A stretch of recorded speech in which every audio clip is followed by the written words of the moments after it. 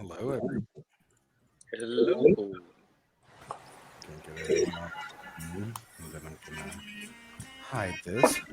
Hello, Hello, hello. everyone. Howdy, thrill seekers. Robert Tursek.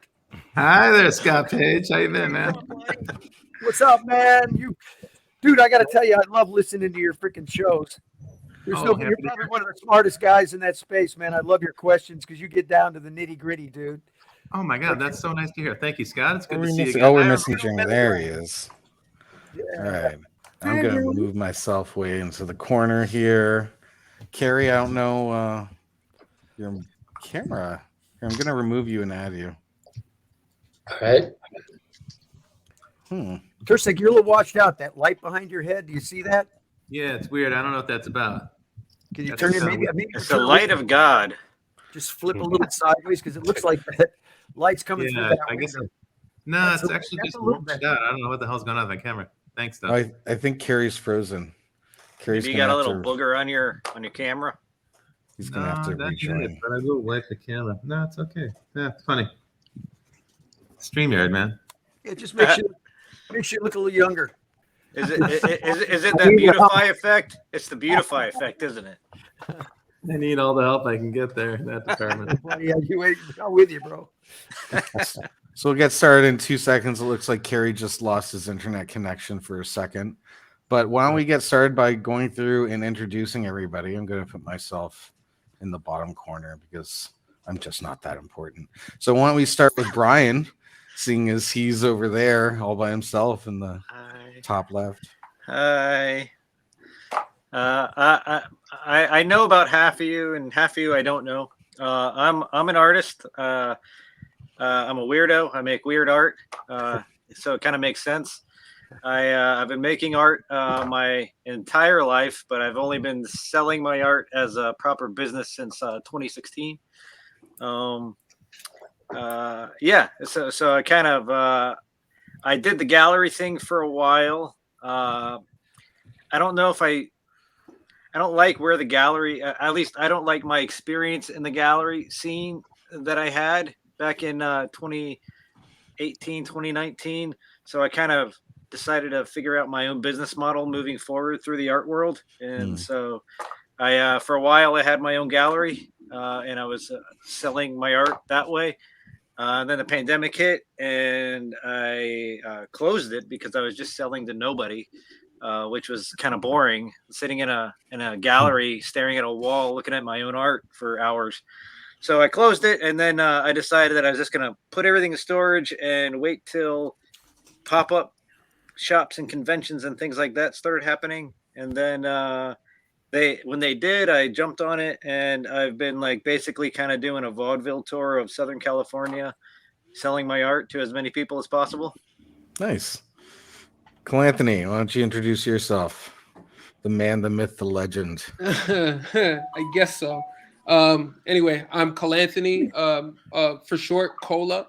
I'm a musician, an artist, entrepreneur, music manager, etc. I've been a musician my entire life. Oh wow, Richard is here. Ole, what's going on? Richard is my old professor. Hey, prof. That's crazy. Anyway, yeah, I've been working on music my whole life. I actually left advertising and decided to actually jump from the cliff around 2016 when we had a lot of traction in our band. I play in a band called the OBGMs. It stands for the Ooh Baby Gimme Mores. Yeah, baby. Things are going pretty well. Right now we're on tour with Pup the band. Next month we're on tour with Death from Above 1979. And then the month after that we are on tour in Europe with Frank Carter and the Rattlesnakes. I manage my brother Claremont II, who's like a 3-time Polaris nominated artist, Juno nominee. This probably doesn't mean anything to any American that's in this chat. Yeah. And believe All me, I I know is totally that- understand. Like, listen, Canada is not. Nobody says like, I want to be big in Canada. So that's why my band is touring the States right now, and I do. that's why. Yeah. Well, you want Yeah. to be, Me too. but I wanna wanna be big in Canada. but you I love also want to be Canada. big. But you also want to be big with with Canada as an addition, not as the main place you're big. All my favorite Right, artists no, are for sure, Canadian, for so sure. Yeah, if we can make it work here, why not? Exactly. Right? Yeah. Listen, Well, you want to make. Let's make Canada great again. Oh God! Someone was gonna crack that joke sometime Like today. all I know is I'll happily quit my jobs and be your roadie if you want to play for the airfare, Cole Anthony. I'll carry your bags. I'll go where you go. Oh Nis, man. how It's- about you? Oh Yeah, man. I'm Go ahead. gonna. Oh, sorry. Go ahead. Go ahead. I think you're still not done. No, I don't really have much more to say. I've worked with Witch Prophet. Witch Prophet is a good homie of mine. It's good to see you. Now I'm done. Go ahead, Miss. Okay. Yeah, I'm the co-founder of NFTO. See, I'm trying to do something here in Canada, because there's NFT Miami, NFT New York, NFT LA, and I was like, why don't we have NFT Toronto? So I started by just a small meetup. Like we would meet. The first meetup was like 8 people, and the fifth one was like over 200 people. Nice. It grew really fast because a lot of people believe that there is nothing in Canada, so everyone stays at home. But then the moment there is something in Canada, people just jump on it, honestly. Yeah. So that's why I said I want to be big in Canada. I want to bring Web3 to Canada, especially to 100%. Toronto. Well, thank you for all of your efforts. Thank you. Rob. Hey, hi. It's fun to be here. I'm Rob Tursick. So I am in my day job, I'm a digital media strategist, and I work with big companies and help them try to figure out what to do in digital media, which is a lot more fun than it might sound because it involves forecasting and strategic planning. And those sound kind of boring, but if you think about it, they're very creative because if you try to project out digital media 3 years or more, it's storytelling. You're making up stuff. You're having to figure out scenarios, and that's a really creative thing to do. But I'm also an artist, and as you can see, there's some paintings behind me, and my whole house here is full of paintings. And so I'm also like a traditional analog painter.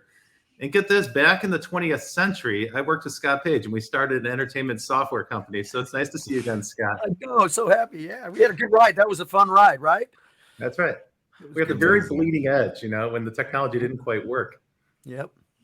Yeah, those were great times, no question. Yeah, the first multimedia computers. Like now, people take that stuff for granted, but back then it was like we were amazed that anything worked and it didn't crash. So- Dude, they were When I was 386 megahertz Windows machines with 4 mega RAM, and Windows ate up 2.5 meg. You had to So work you're that. describing basically my first computer. I got my first computer when I was like 8, and I started programming like right away. And when I was 14 years old, I worked at a mental institution for the developmentally delayed during the summer, $18 an hour at age 14.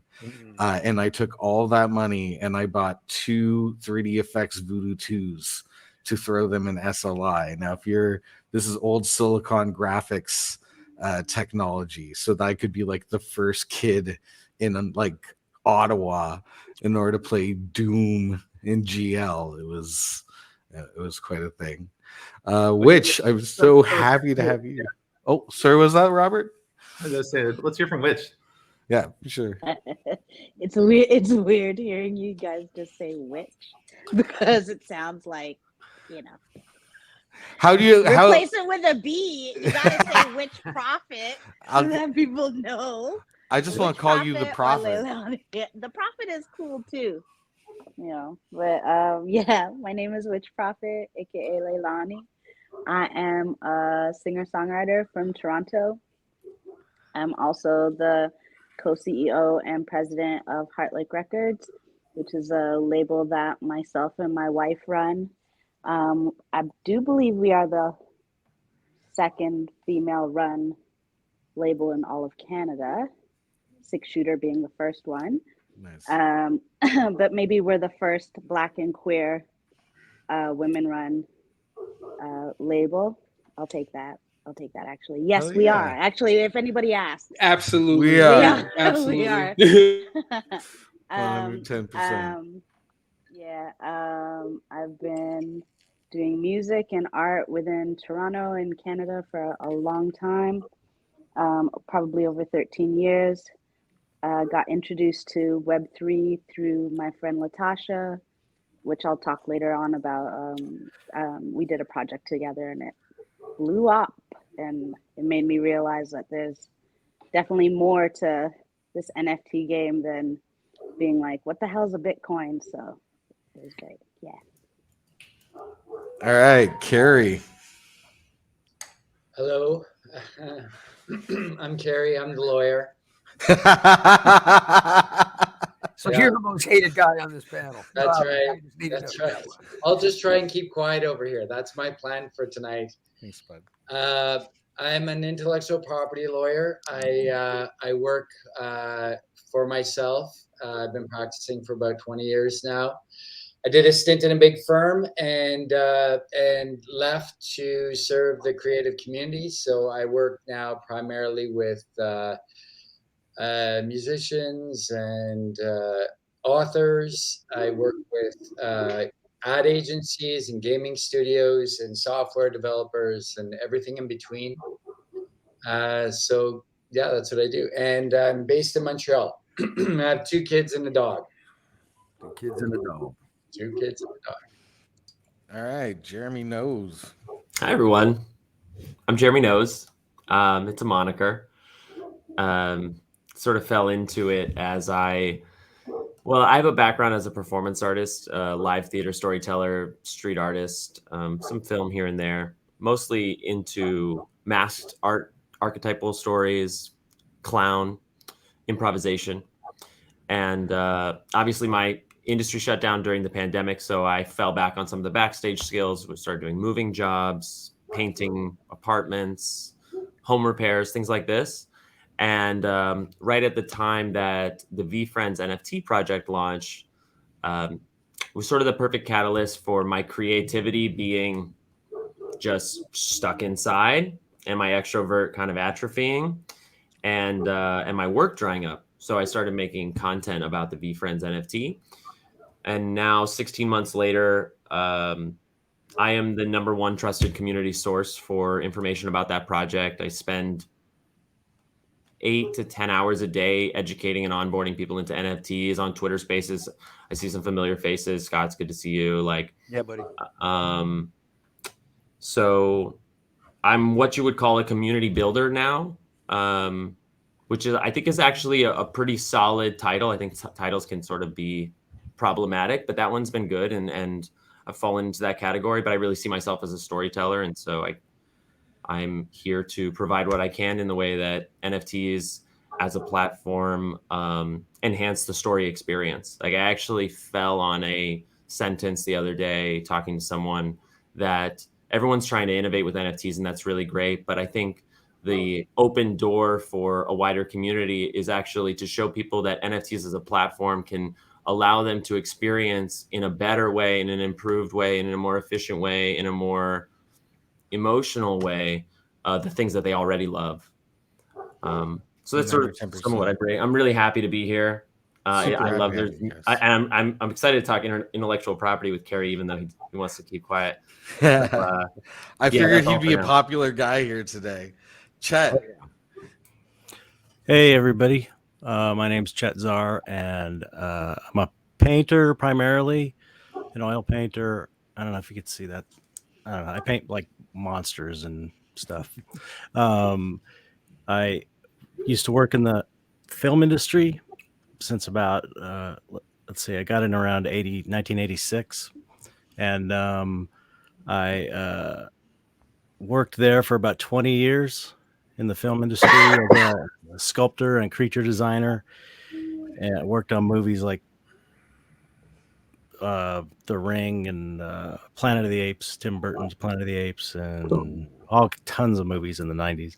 And I got really kind of tired of that. I don't know, the politics and design by committee situation. I was like feeling like a pair of hands, and I wanted to express my own thing. So I was able to leave the film industry and start my career as a fine artist. And so I've been doing that since, early 2000s. I in the late 90s, towards the end of my film career, I was doing digital work, learning After Effects and Lightwave 3D. Ooh. And I started Lightwave making. is a monster, dude. I learned Lightwave. I still use it. How? Like, I learned Lightwave and then I learned Maya, and I was like, this is so much better. I know. I just, you know how it is. It's like, I want to learn Blender now, but, sure. but I started doing, it's funny, I started doing these looping animations in 98, 97, 98, just as like art pieces. And my vision was like to put them on, get flat screens, put them in a gallery, and they would be looping animations, and those would be like paintings.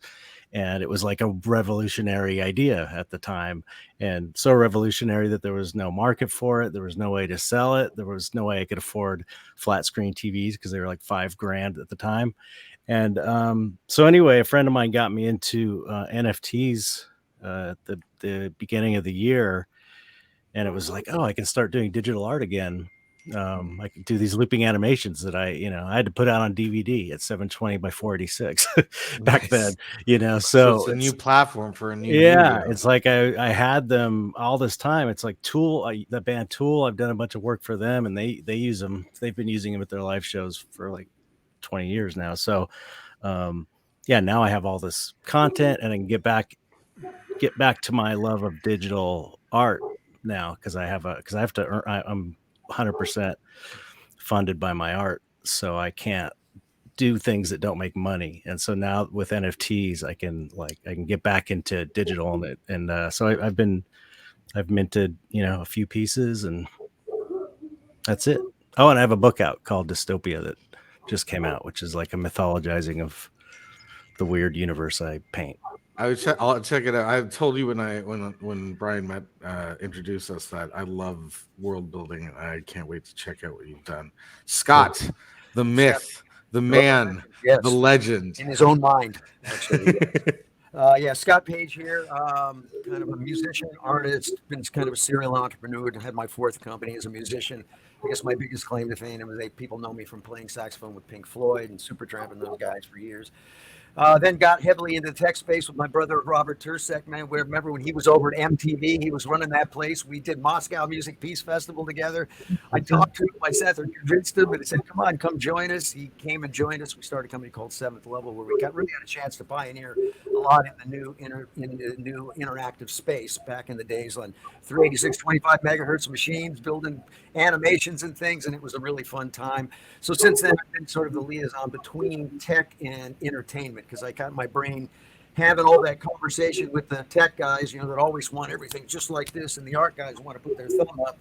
The bridge between that. I have So no clue what you're talking started my about. fourth company. I'm on my fourth one right now. Had a couple have pretty good exit on a couple things. Got killed on one.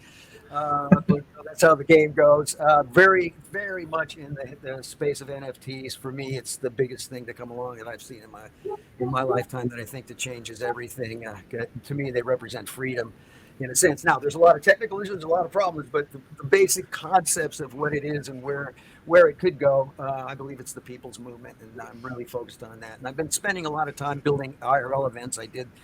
Finished up this last year. I did all the NFT events for Mammoth Film Festival, 4 days at South by Southwest. I produced the shows and everything for NFT LA, the iNight events.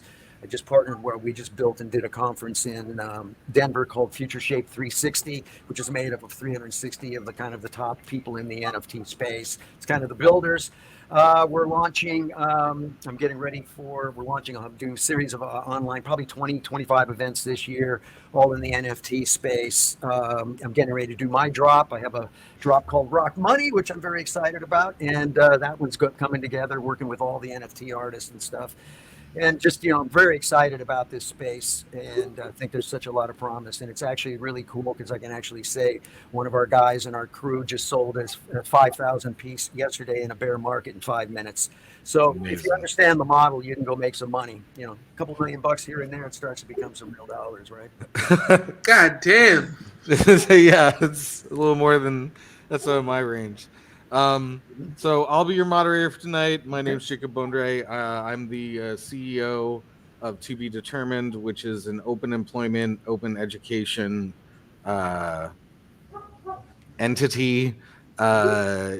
Basically, I want to create something. I'm neurodivergent, and I have children with special needs, and I grew up poor, so I kind of understand how hard it is when you're marginalized and you're in low socioeconomic status. You don't get to choose your own schedule. It's like indentured servitude. You're working 3 jobs just to put food on the table. So I wanted to create this model that I borrowed because I've made quite a few agencies very profitable over the years, and I noticed I was sending large chunks of money up to a thin layer of people that were making outrageous salaries.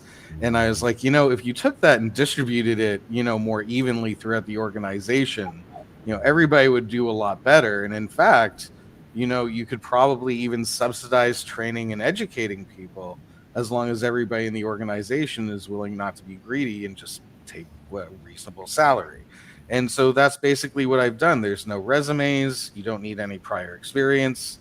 You just show up, talk about what you're into.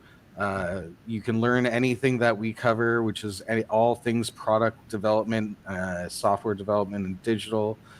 We are currently getting ready to launch the beta of Listed, which is the company that is sponsoring tonight's talk. So we've actually pushed the beta live, but we're waiting for the SSL certificate to kick over, and it's taking longer than expected, but I'll drive you guys there soon enough, because honestly, their success is our success. They were like, yes, we love your model. Yes, we don't care that you're a bunch of untrained, poor, marginalized people. Let's see what you can do. We've put together a team of 19 people from all over North America and the rest of the world, and we've made something beautiful with it. And it's all thanks to the guys that Listed. So I can't thank them enough. But we are not here for this. We are here to talk art, NFTs, and to educate. And I can already tell that we're going to derail this conversation because we've touched on a theme here. No, just listening to you guys talk, we've touched on this freedom theme, and it's been in the back of my mind as I've been putting things together. But let's start with I'm going to define NFT, make sure everybody is on board with what an NFT is for anyone that's not clear. So an NFT is a non-fungible token. It's basically a smart contract that lives on a blockchain that can facilitate dynamic transactions on purchases rather than a traditional receipt, which is just static. As a technology, that's how I would define it. Does anyone want to add to or disagree with that? I see Jeremy shifting his eyes back and forth tellingly. I do too. Okay, please fill me in, educate me. So NFT is a non-fungible token. It's a token that it's non-fungible. It's unique. And this could be used in so many other places. Yes, the ticketing system is great. It's amazing. And it rewards artists, but I think we could do more with NFTs. Like the technology, I got into NFTs because I loved the arts of it. But I have an engineering background, and I was working in an engineering company. And I got into it, and I'm like, this is a magical programming language that you could make think of any system you want to make. You want to give people 10%, you want to give people 20%, you want to start a project in the form of a circle, you want to start a project in the form of a rectangle. You could make anything with NFTs. They're just the best technology that we've ever had so far.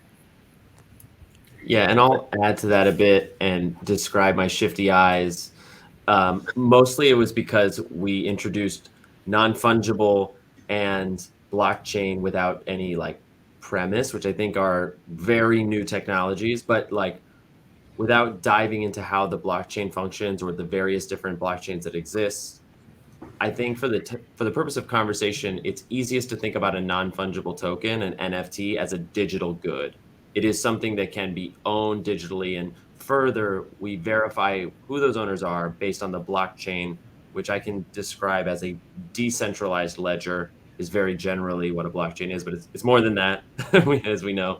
But like, I think talking about it as digital goods helps to understand why the ownership piece is so important, because to Scott's point, it is the consensus of verifiable ownership without the central entity dictating, giving the power to those people to own their own things, that I think is so profound, which is the paradigm shift that has led to where we are today. So I want to challenge you on one aspect of that. Yep. So I agree with everything that you said, but I'm gonna add to it. So number one, I don't think it's just digital goods. Exactly. You know, when I was doing the research, there's one NFT that is a 3D hologram encased in a box made by this world famous sculptor, and it sold for like $49 million, right?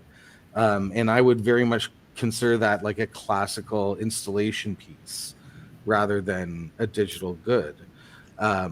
Scott, you have something to say on Yeah, this. it's basically just digital, because remember, a blockchain can be attached to anything. It's going to be used for all kinds of things, right? It's a way of authenticating. But so, just for me, basically, an NFT, the way I look at it is, it allows me to build a business model. It's programmable. It allows me to do things that I could never do before. I can the exciting part is I can build rights, rules, and permissions into that. So I can take that same NFT and I can push it out to my audience and say, hey, everybody else build on it. And I can still maintain my royalties, right? That's the promise. Now, there's issues with going across chains and stuff with contracts, but that's all going to get kind of worked out over time. But they really do allow for the artist to take back control. It's a total direct-to-consumer business strategy. I can basically take it on. You got this little blockchain, this little robot network over here handling all this stuff for you. So, and it can be tied to everything. And I think digital is going to be a way that we're going to see a lot. And on top of that, I think every business, I don't care what you're in, you've got a yoga studio, you've got a bar, you got to think NFTs will become part of that, because it's the ultimate loyalty program. It's a way to empower the people that have them and give them value. So all the utilities and stuff that can be built them. So they're much more than we go beyond the ape, right? We got the ape. Everybody says, why is that ape worth $1 million? How could that be? That stupid little JPEG. But when you realize it, it's allowing. It's not just a JPEG. Well, that's it's the rights, rules, and permissions to the overall community. It's like a distributed brand, basically, and people like are building. So this is where I start derailing things. Huh? So okay. So then here's a question, because we're touching on this. We're touching on freedom. I was talking to somebody about NFTs, and they had like a viscerally negative reaction, like super negative. And they're like, yeah, I saw it on CNN, and who controls it and who regulates it? And like my response to them was like, well, who controls the internet? Right? Like it's distributed, except unlike the internet, it's highly secure. So it's like, the internet is secure because it's massive. Like it's a thing. Like you can't destroy it. Anything you've ever said on it is kept record forever. It's almost like the first iteration of a blockchain without it knowing it was. And then the other thing I would ask is, do you feel like when the mass media, when people that are in established finance, governments make comments that absolutely will affect the market, is it because they're actually unsure of the technology, or are they just trying to maintain control? Like that's my question. It's probably both. Like, I mean, I don't understand this. Like, you know what I mean? I still don't understand NFTs. And to be honest with you, I still don't understand like coins and all that, right? I know, and I've seen as an onlooker and as a participant, like so many pump and dumps where these celebrities are just like they're they take maybe a massive payment at the start. They get on something and then they tell everybody this is going to be big, this is going to be the biggest thing. They get it, and then by the end of it, everything plummets within like 48 hours, right? So it's just like it becomes hard for me to understand that. I want to understand it because I want to make money too, right? Like I think we all do. I mean, I think that's why a lot of people are here right now, like even just watching this, right? So And but yeah, I think we hate on the media that is controlled, but we forget that the media that's not controlled is actually more evil. Like that's the main problem with NFTs, right? It's like, why are you getting $4,000 to put a YouTube video to promote a pump and dump? Like have some integrity, Well, that's Well, the tradition. You can't get rid of it's that. Lord of right? the Flies, right? It's like Yeah. like by nature, we humans are kind of destructive, and like it just happens. Like I Yeah, think it's true. I think Yeah. that's Well, why it, like you we know, need to recognize self-regulate better than we do, but we don't. But we have to do better if we want this technology to work, right? We have to behave. Robert, yeah. you have something to say. Well, I hear what you're saying, this, and it's frustrating. I think that the pump and dump scams and all the fraud have cast a kind of negative light on NFTs as a space, and I think that's why you're hearing from people when you talk to them. They're always, the initial reaction you get from a lot of people is really skeptical. They're not wrong to be skeptical. They're not wrong because, candidly, just 6 months ago, 90% of the NFTs that were for sale on OpenSea were fraudulent. They were either ripoffs or the art itself was stolen from artists who weren't even involved. They weren't even getting credit or paid or anything. Yeah, we got ones done on us too, like where people were trying to sell like our name and our music, like both my band and my managed artist. People putting fake stuff on OpenSea, letting it believe that it was us, but it wasn't us. So when you have an unregulated space and it's highly innovative, it's going to attract all kinds of people, and some of those people are going to be fraudsters, right? As someone mentioned to me I was talking to somebody about this, and they said, when you introduce a coin, you have to understand that some of your customers are going to be there to try to hack the system. Like, you have to assume that that's part of who's coming to your platform. So that's a part of it. It's not everybody, and it's not the whole space, right? But that element exists. Then second thing is that in the broader public, because bear in mind, right now, it's a small number of people that are actually in this space, that are active in this space. In the broader public, there's a lot of people who don't understand. And what I've found, Scott knows, I've been working on the future for 30 years, just launching one new thing after another. And I can tell you now, anytime I bring a new proposition to anybody, half the people in the room are going to be like, right on, I want that. And half the people in the room are going to be, that'll never work. It's never going to happen. Here's the reason why. And when you have that mindset, you're looking for reasons to support your mindset. You're looking for reasons to justify why you should be skeptical, right? And this stuff is hard to understand. So there's more reasons. Like, people are lazy, and so they just want a reason to say no, so they don't have to try to get their head wrapped around it, because it is confusing, right? And so if you hear a story that says, "Oh, it's all fraudulent," or "You're going to get hacked," or a bunch of this stuff is fake, well, that's a reason to be lazy and say, "Okay, great, I don't even have to think about NFTs because they're not for real." I'm actually happy that the NFT market crashed in the first part of this year, because it cleared out a lot of the noise out of the system. It got rid of a lot of the speculation. It got rid of the speculators. It got rid of a lot of the fraud. Not all of it, of course, but it just kind of cooled down the market. People say, well, last year was a lot of hype around NFTs. There was. And the recession we're having in the crypto space right now is mostly a hype recession. Yeah. Crypto technology continues to improve at the steady pace. It keeps getting better and better. And decentralization, it's not there yet. I mean, trust me, plenty of NFT is centralized in ways that really defy the concept of decentralization and defy the concept of the principle of the blockchain. But the progress is continuing to be made. It's all just small and incremental, so there's no huge breakthrough. And so what's happened is it's cleared a lot of noise out of the system. When there was a crash, it cleared away a lot of the fraudsters. It cleared away a lot of the hype. It cleared away a lot of the sensationalism. And now we can get into the interesting part. And I think NFTs have moved out of the toy phase, and they're moving into the phase where there's some real practical utility. That's what gets me psyched. And here I'm echoing stuff that Nis said and Scotty said and several other people said, and I'm totally with you. I'm excited about what's coming next. I'm not at all dismayed. And I think this kind of turmoil, actually, it's kind of like a growth pain. You got to go through it. Every new market brings speculators, and every new market brings fraud. Yeah. You know what's interesting about that, Robert, is I'm in the community where all the builders are. Nobody's even, they're not even blinking. They're all like, okay, let's go. They're buying up. They're actually building. They're excited about the space. You're right.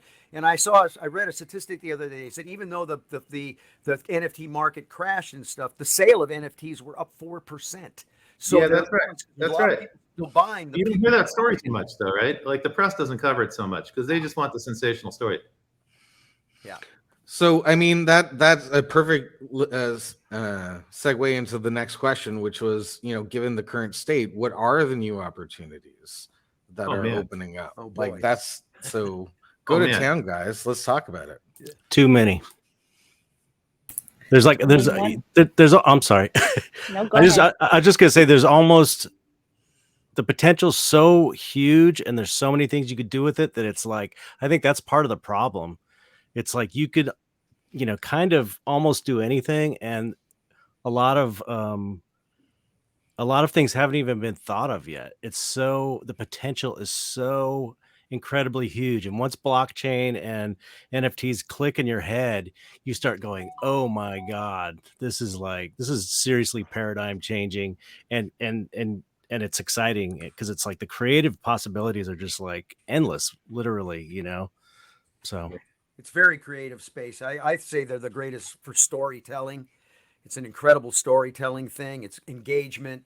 It's experiences you can build on them, and it's really about building audience, right? We now know whoever owns the audience wins, and this is an opportunity, to be able to do that. We've got our 24-hour cocktail party with Twitter. We can start building audience and building that community and building value. And the thing about NFTs, why they work and why they don't, is the story and the community behind them. Just like I said, bear market, 5,000 pieces yesterday, 5 minutes sold out. Why? Gabe spent the last 6 months building the community, building up what he's doing, got the story, showed him where the roadmap was going, why it's going to be valuable. So it's really about building, you don't just put these things out and you say, okay, sell them. It's really about building the story behind them and building your audience so that the day that you go to sell it, you build your whitelist up, you build your stuff. Once you know that you're there and you've built all those things, then you do your drop and then it happens. But then the question comes, then what? Right. So you got to have, once it drops, and that's the problem you were talking about earlier, is about the rug pulls. People went out and did this and they didn't get the utility. Then what? So you're missing the power of what the NFT really allows. And it's crazy because what's so beautiful about this for independent artists, and I always tell this story. I went to a meetup the other day, or it was about 6 months ago. A girl, 19 years old, gets up. She's a photographer. She says, "Oh, I got into photography." She says, "And I want to do my photography all the time. So I got into NFTs 9 months ago." She says, "Now I pay all my bills. I live off my NFTs. I got a solid community that's buying my stuff." And then she said, "Oh, and I carved this portion off for my community center." And she was so proud. I gave them 2.5 ETH, which is $10,000 at the time. So you go ask yourself, how many 19-year-old girl photographers can go make a living off of photography and also give $10,000 to their community center as an artist? So that's why I say this is the people's movement. We have a shot, but we got to get educated. We got to learn, because you got to put 30, 40 hours in before you jump into this thing to really grasp, to start to get the grasp. And it even takes a lot more because it's very complicated and it's constantly changing. Every 90 days, it's a new game, basically. Prophet, you had something Something you that want to say? something that was really exciting, actually, that brought me into the NFT world, and also that made me realize that it's more than just a digital landscape, like a Web3. It is recognizing the Web3 community, obviously, and is my friend Latasha, who's the person who introduced me into everything. So she is the first woman musician to release a music NFT. She released a video with my like a remix to one of my songs, and she did a 1-minute video and put it up on Zora, which is a decentralized space that she uses. So with Zora, what she's done is that, so she put it up there. It sold for like 2 ETH at the time. That was like $12,000. It was like a huge deal. And I thought that's where it stopped. I was like, okay, NFTs, we make money. That's it. It's always online. Until she came up with the idea of Zoratopia. And Zoratopia is a live show that has traveled to almost every single one of the like NFT LA, NFT NYC. They're going to the one at Art Basel. We just did NFT Song Camp in Jamaica in August with them. And so what it is, it's a live event. It's for music, and it's for music NFTs. So the musicians get to perform live, but then there's also digital art show. So you can see everybody's digital artwork there, but out in person. You're actually interacting with the community. You're interacting with collectors. You're interacting with people who have no idea what an NFT is, but they recognize what a concert is, and they recognize what an art show is. And that's the way to get them in. Because with most people, it's like, you got to take them out of, not everybody wants to be on the internet. So, like, you got to take them out of that mindset of like, it is so confusing. It's so confusing. It's like, no, it's not. It's music and art. It's music, it's art, it's whatever creativity you want to do. But look at what we can do. We can still provide you with these things that are tangible, that you're like, I saw this, I was here, I felt this, I talked to these people. And that's the exciting thing about NFTs, is that it's like, it doesn't just have to be online. It can totally move forward. And so, yeah, so anybody, Zoratopia, if you're going to that Miami party, I forgot what it was called. Art Basel, there we go. So Yeah, they're going to do it at Art Basel. And we also did one, or they also did one at South by Southwest where I performed as well. So it was really like something that moved me to be like, this is where I can understand it, and where we can move people who don't understand into the realm. Yeah. So right now, so that's also like, this is also a good transition, because you guys have talked about all these exciting things that you're doing, what other people have done, what you're excited about. And meanwhile, we have a few people who are very new to the space. They don't know how to capitalize on it. They don't know where to begin. And something that Scott and I think even Jeremy was mentioning earlier is, if we look at the market that is creators, the percentage of creators that have embraced this technology is still relatively small. So there's a huge swath of the market that doesn't even know how to engage with this tech, where to begin. So how do you help someone like a Brian, start in this space? How does it compare effort wise to, say, the gallery scene or trekking across the US selling your art? Well, my first thing is you got to go to school, and you have it at your fingertips. It's called Google and YouTube. I mean, that's the first thing I did. I tell you, when I got in, I just spent all day long going down the rabbit hole. What's an NFT? How do you make an NFT? What do? You just could type that shit in all day long, and you'll be getting stuff back. And then I went on Twitter, and I first started just following everybody that had NFTs, so I could start seeing the communities.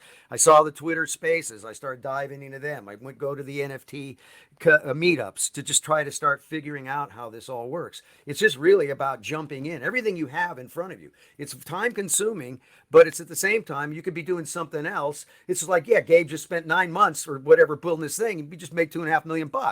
So he's a happy camper right now, and he spent 9 months building his thing and building the community, and he did it. So there's a vehicle to make this happen now, but the way you do it, it's to wrap your head around it, you really need to dive in. And I recommend that every artist should know what it is, so you know how to do the right projects, because there's so many people coming out and say, hey, I'll do your NFTs for you, right?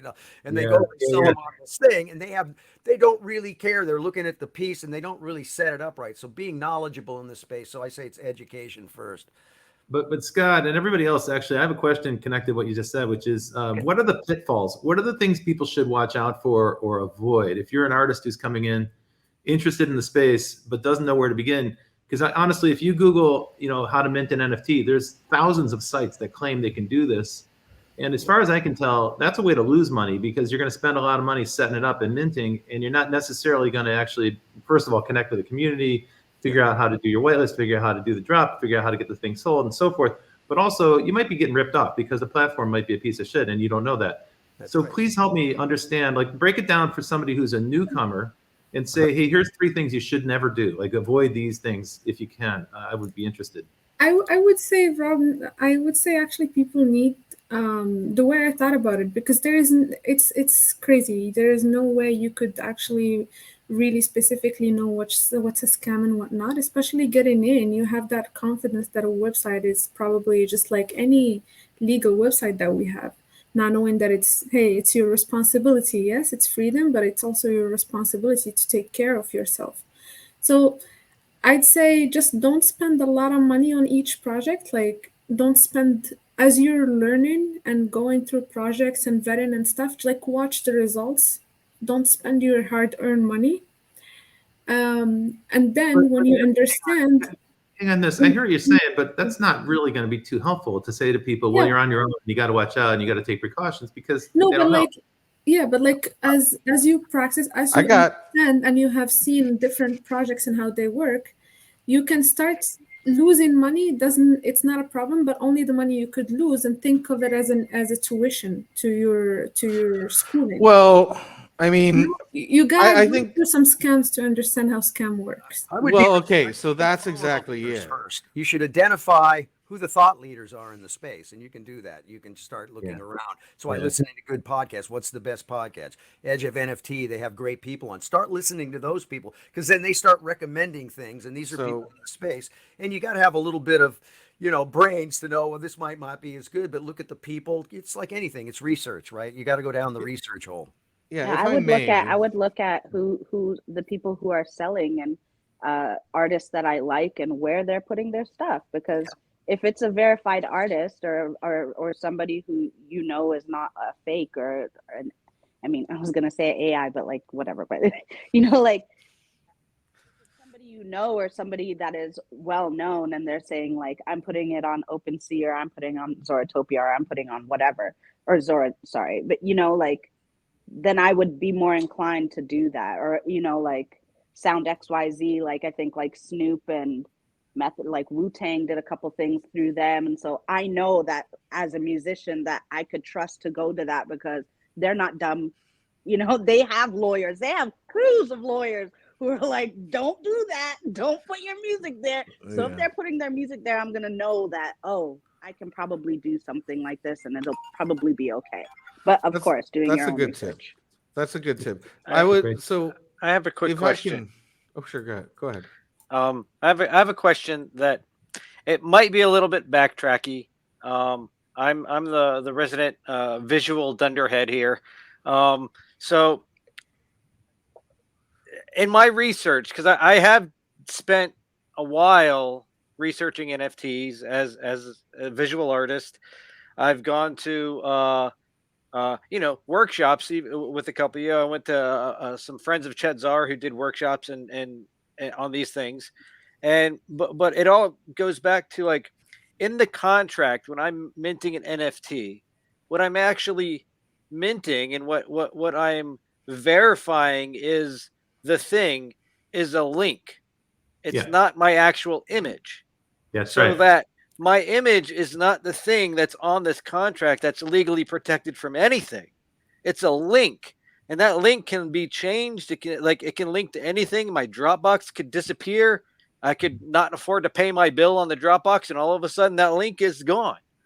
And like there's no proof that link ever linked to my image. So how can that be a certificate of authenticity digitally if it's not linking to my image? Because from what I've gathered, it's too expensive to actually mint an actual JPEG image. Well, you wouldn't like encode. how does that protect me in any way if it's just a link? You wouldn't encode. You're not protected anyway. Right, but like in the space. Well, it's like I'm by protected by meaning that like if I put my image out there as an NFT and somebody buys it, I get some money for that, and then somebody buys it from them, and I imagine I get a little bit of money from each sale. Yeah. But like for that's the that like that if that image disappears, what are they buying and selling? Yeah, Well, so they're selling the token You're actually. not going to make it disappear, right? What? Sorry. What'd you say, Rob? Sorry, go ahead. If you're the one who's creating the NFT and you're an honest person, you're not going to do a rug pull and pull the thing. Right, from but what if Dropbox disappears? Well, that can happen. Okay, that happens all the time. Is the reality? There's a lot of busted NFTs out there just from the last 2 years, where the actual file that because you're right, what's encoded on the blockchain in the smart contract is a pointer that points to a file that's stored somewhere, usually IPFS, and that file can disappear. Right? There's nothing guaranteeing that file is going to stay there. And more importantly, for people who are new to the space, you got to understand what you're not buying is the artwork. Like these paintings on the wall behind me, that is not what you're buying when you're buying an NFT. You're buying the link that points to the digital image. And you don't really even own the digital image unless those rights are explicitly conferred. And now I'm treading on Carrie's turf here, but people mix this up all the time because they think they're buying a copyright. They think they're buying a trademark. They are not buying a copyright. They're not buying a trademark. They're not buying any rights except what's explicitly conferred in the smart contract. And usually that's just a link. It's a link to an image on a server. So this brings us to a really interesting point, because when you put it like that, it sounds like this kind of sucks, right? It's like, wait, what did I just buy? I didn't buy the art. I thought I was buying the art. And that was kind of like where things were toward the end of last year, where it was like a dawning realization that there was this gigantic bubble of speculation, and what people were buying and trading were just links to images that might no longer be there. Thankfully, the bubble busted, and now people are being a little bit more pragmatic about what they do. And you heard Scott and Witch Prophet say something that's really important. I want to underscore it because I think it's so important to take this away. The direction things are going in now is towards community. And you heard Scott talk about, you got to build your community before you drop, before you mint, before you do anything with an NFT. You're building community, you're building relationships. And for artists, I'm so glad to see that we've got performing artists here, not just painters, because performing artists understand that they live or die by their community, their fans, right? Where for painters, you know, Brian, you and I make images, like they hang on a wall, right? It's not like you're not really dealing with an audience all the time. So we don't really have that direct connection to a community, but now you can. Now you can, and it's fundamental that that's baked into your plan. Like, you got to start with the community, because what people are really buying is access to a community, and it's a badge of membership to a community. You're not buying the Bored Ape because it's such an awesome piece of art. It's not. It's algorithmic art. It's a piece of shit. It's worthless. What you're buying is membership to a community, and that says something about you.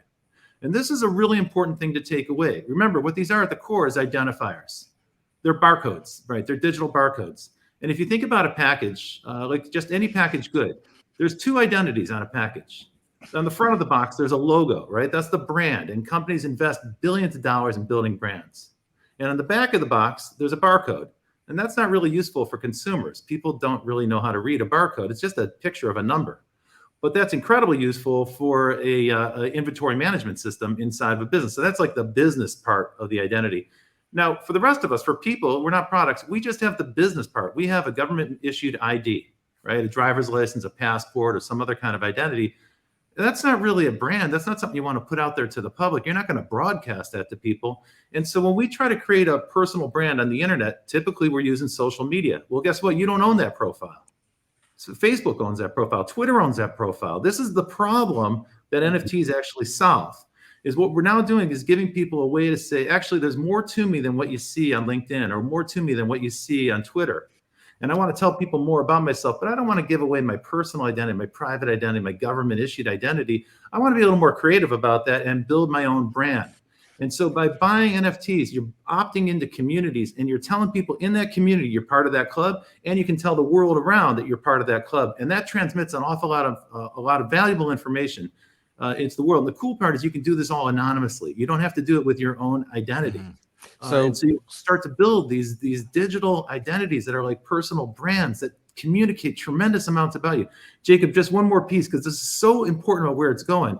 So with the rise of decentralized autonomous organizations, we're starting to make NFTs that actually are reputation tokens. You're building up your reputation within the community based on the contributions you make to that community. And that can be variable. It can go up or down based on how your contributions are, how they're perceived by the community.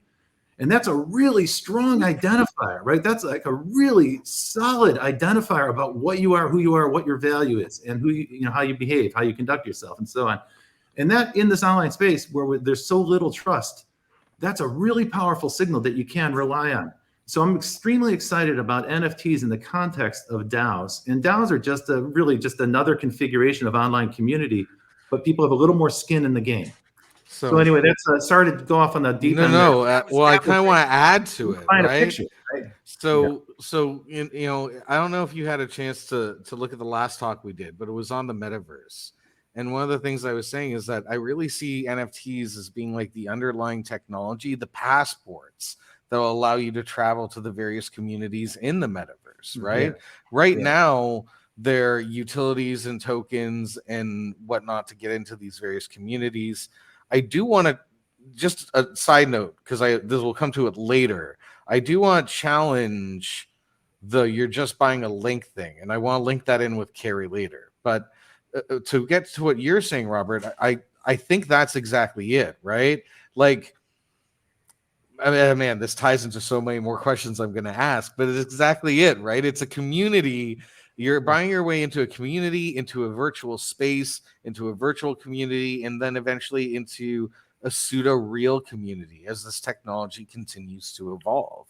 And so as you're walking through the metaverse, whether like I was trying to make people realize like the metaverse is going to be scalable, right? I can make an immersive 3D experience that I watch on my phone if I don't have enough money for a headset, right? So whether you're browsing through the metaverse or walking through the metaverse, if you want to enter this specific area, you'll need to have that NFT. You'll need to have that token to show that you're a member of that community. And I think Jacob, that's how that's going to work. True. That's also true at a live event, right? So like you can easily imagine every music festival is going to start to sell tickets that are NFTs. And depending on the level that you buy in or the level you earn up to as part of that community, you're going to have conditional access to different areas, maybe a hospitality tent or some other kind of perk or some kind of merchandise or some kind of swag. This is a really cool idea, right? And not solely based on money too, right? It doesn't have to be, right? Because the community, there's a lot of ways to contribute to a community. And there's ways to give back to the community, right? The other thing is that wallet, once the person who issues the NFT knows the identity, knows the wallet identity, they can send you more stuff. This is an incredibly powerful marketing channel, right? Yeah, that's right. No, look, this part is the super fun part that's just starting to click, and I'm excited about it. And by the way, like, Ticketmaster just did a deal with Dapper Labs, so like it's not like just independent artists that are doing this. The whole entertainment industry is starting to wake up that this is the future of audience and managing your relationship with an audience. But what it's doing is elevating the audience to an active role. In the past, like in the days of television back in the 20th century, your role as a TV audience was to be a couch potato and just sit there, and you didn't get to react or interact or participate. But now you can. Now we're all hyper connected. Until recently, we were hyper connected through a centralized platform like a Facebook or a LinkedIn or something like that. And people are kind of done with that now. We want to move on to the next thing. It's the promise of Web3. With the NFTs as identifiers, there's really an opportunity here to create an identity that I own, and then I can sort of opt for how much information I want to reveal about myself. I can stay anonymous. I can share my image. I can share some other aspects about me. This aspect of decentralized identity, I think, is incredibly powerful, and it's also space for incredible creativity. But what we're really doing here is activating the audience, and we're inviting them in to participate with the creator, with the artist, and so on. That's an awesome thing to do. And you can see it from the energy of the people in this room right now. The performers get it because they do that every time they perform live. For painters and people who do visual media, we don't really deal with live people. So that's kind of a new thing, but it's kind of a cool thing to hear from the people that are enjoying your art. Yeah, one of the things that we should talk about real quick is too, don't forget, I can create something that the audience can now have value in a secondary market. So they can buy that token, and that token can have money. Just like think about the Gary Vee thing. My buddy bought his Gary Vee token for $6,000. 10 days later, he sold it for $60,000. Right. Wow. So there is a ability to empower your audience to make money off of what you do together. That's what excites me, is how do I build something where I'm saying, hey, everybody, I'm going to build this. You're going to be built into this, and you're going to be able to go rise on it too. So that promise of being able to have a secondary market. So think about artists, musicians. The only way we can sell our CD is go to a record shop that's bought used CDs. That was it. Now it's a different story. So the creativity of making the value of that so that people can have it and go sell it, it's amazing. So that creates a whole different level of engagement between the artist, the fan, the company, the business, the brand, and the fan or the brand or customer. So I love that. Calanthony. Sorry, go Cole. Calanthony's been waiting forever so patiently. Yeah, He's like, I've been trying to find the perfect place to hop in because everybody is like saying something that's pretty incredible. I think we trying to contextualize this as a musician and as a producer, as a creator, like, in the audible sense.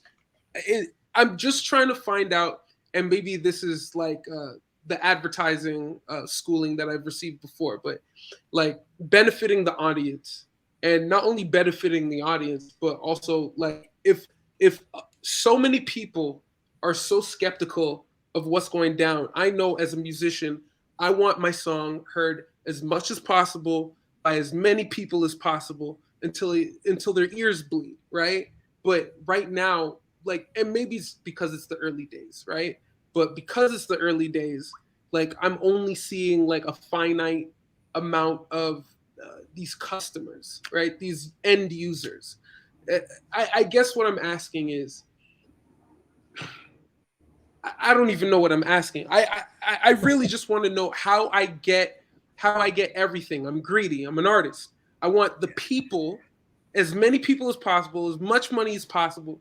I want all those things consolidated into one space. But I'm seeing so many people that don't trust this space, including myself. Like, It's not even that I don't trust it, it's just that I don't fully understand it. So Yeah. like how do I do that knowing that even though I know I'm getting fucked by Spotify and Apple and Amazon Music and all these different places. But Yeah, that's big time. exactly it. If you look at the transfer of wealth for artists, Right? Yeah. NFTs are the number one things that provide wealth. Sorry, go on, Calanthony. Yeah, I know I'm getting fucked by them. I know that. However, what they have is market share. They got the people, right? Yeah, And they do that's now, but that's changing, right? changing. Look, Calanthony, man. Just to put it in Yeah. perspective, so last year, 2021 was a boom year for NFTs, right? They've been around for 5 years before that, but last year was a big year, and there was a total of $5 billion of profit generated across all the NFT sales. That sounds like a really big number. $5 billion, not bad, right?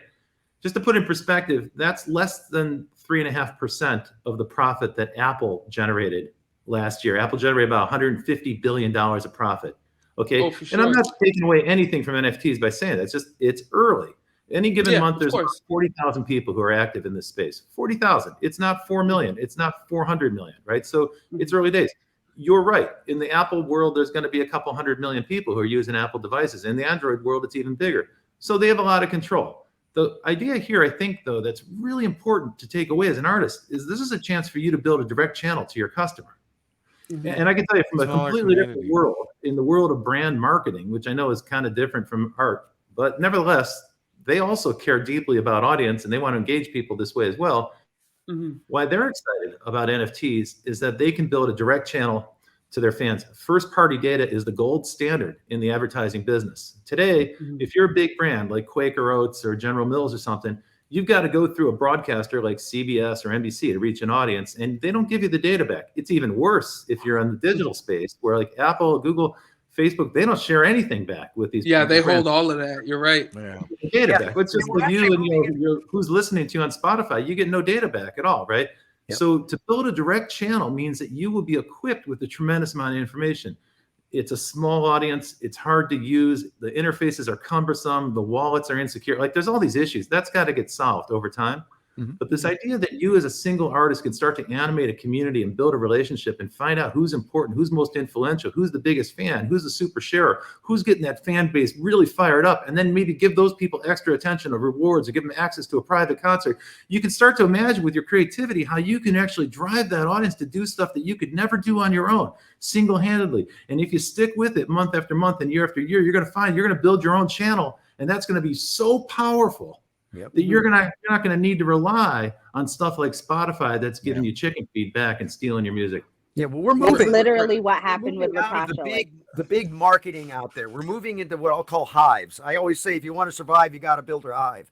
We're all building. It's communities coming together of like-minded people. And what's great, it actually goes back to the Kevin Kelly statement that's been around now about, 10, 12, 15 years, I don't know, called 1,000 true fans. A true fan is somebody spends $100 a year. If I have 1,000 fans doing that, there's a first $100,000 worth of revenue, which is now we're getting into the middle class of the music entertainment industry. I even say it's less. You build a business around 100 people right now in the NFT space, you can then scale from that point on. So this is a whole different model, a way of making money. And I'm telling you, with like, I got a friend, she's got about 125 super fans, because we know that, first of all, that the super fan data is that 60% of your revenue will come from 2 to 3% of your audience, right? It's that group of people that really matter. So identifying those people, NFTs create that super fan network. And you know what's great is when somebody gets an NFT and they buy that NFT, if I send them a message or an email, they open it up. It's almost 100% open because they feel like they're part of something that they've got that's unique. So it's incredible from an engagement point of view.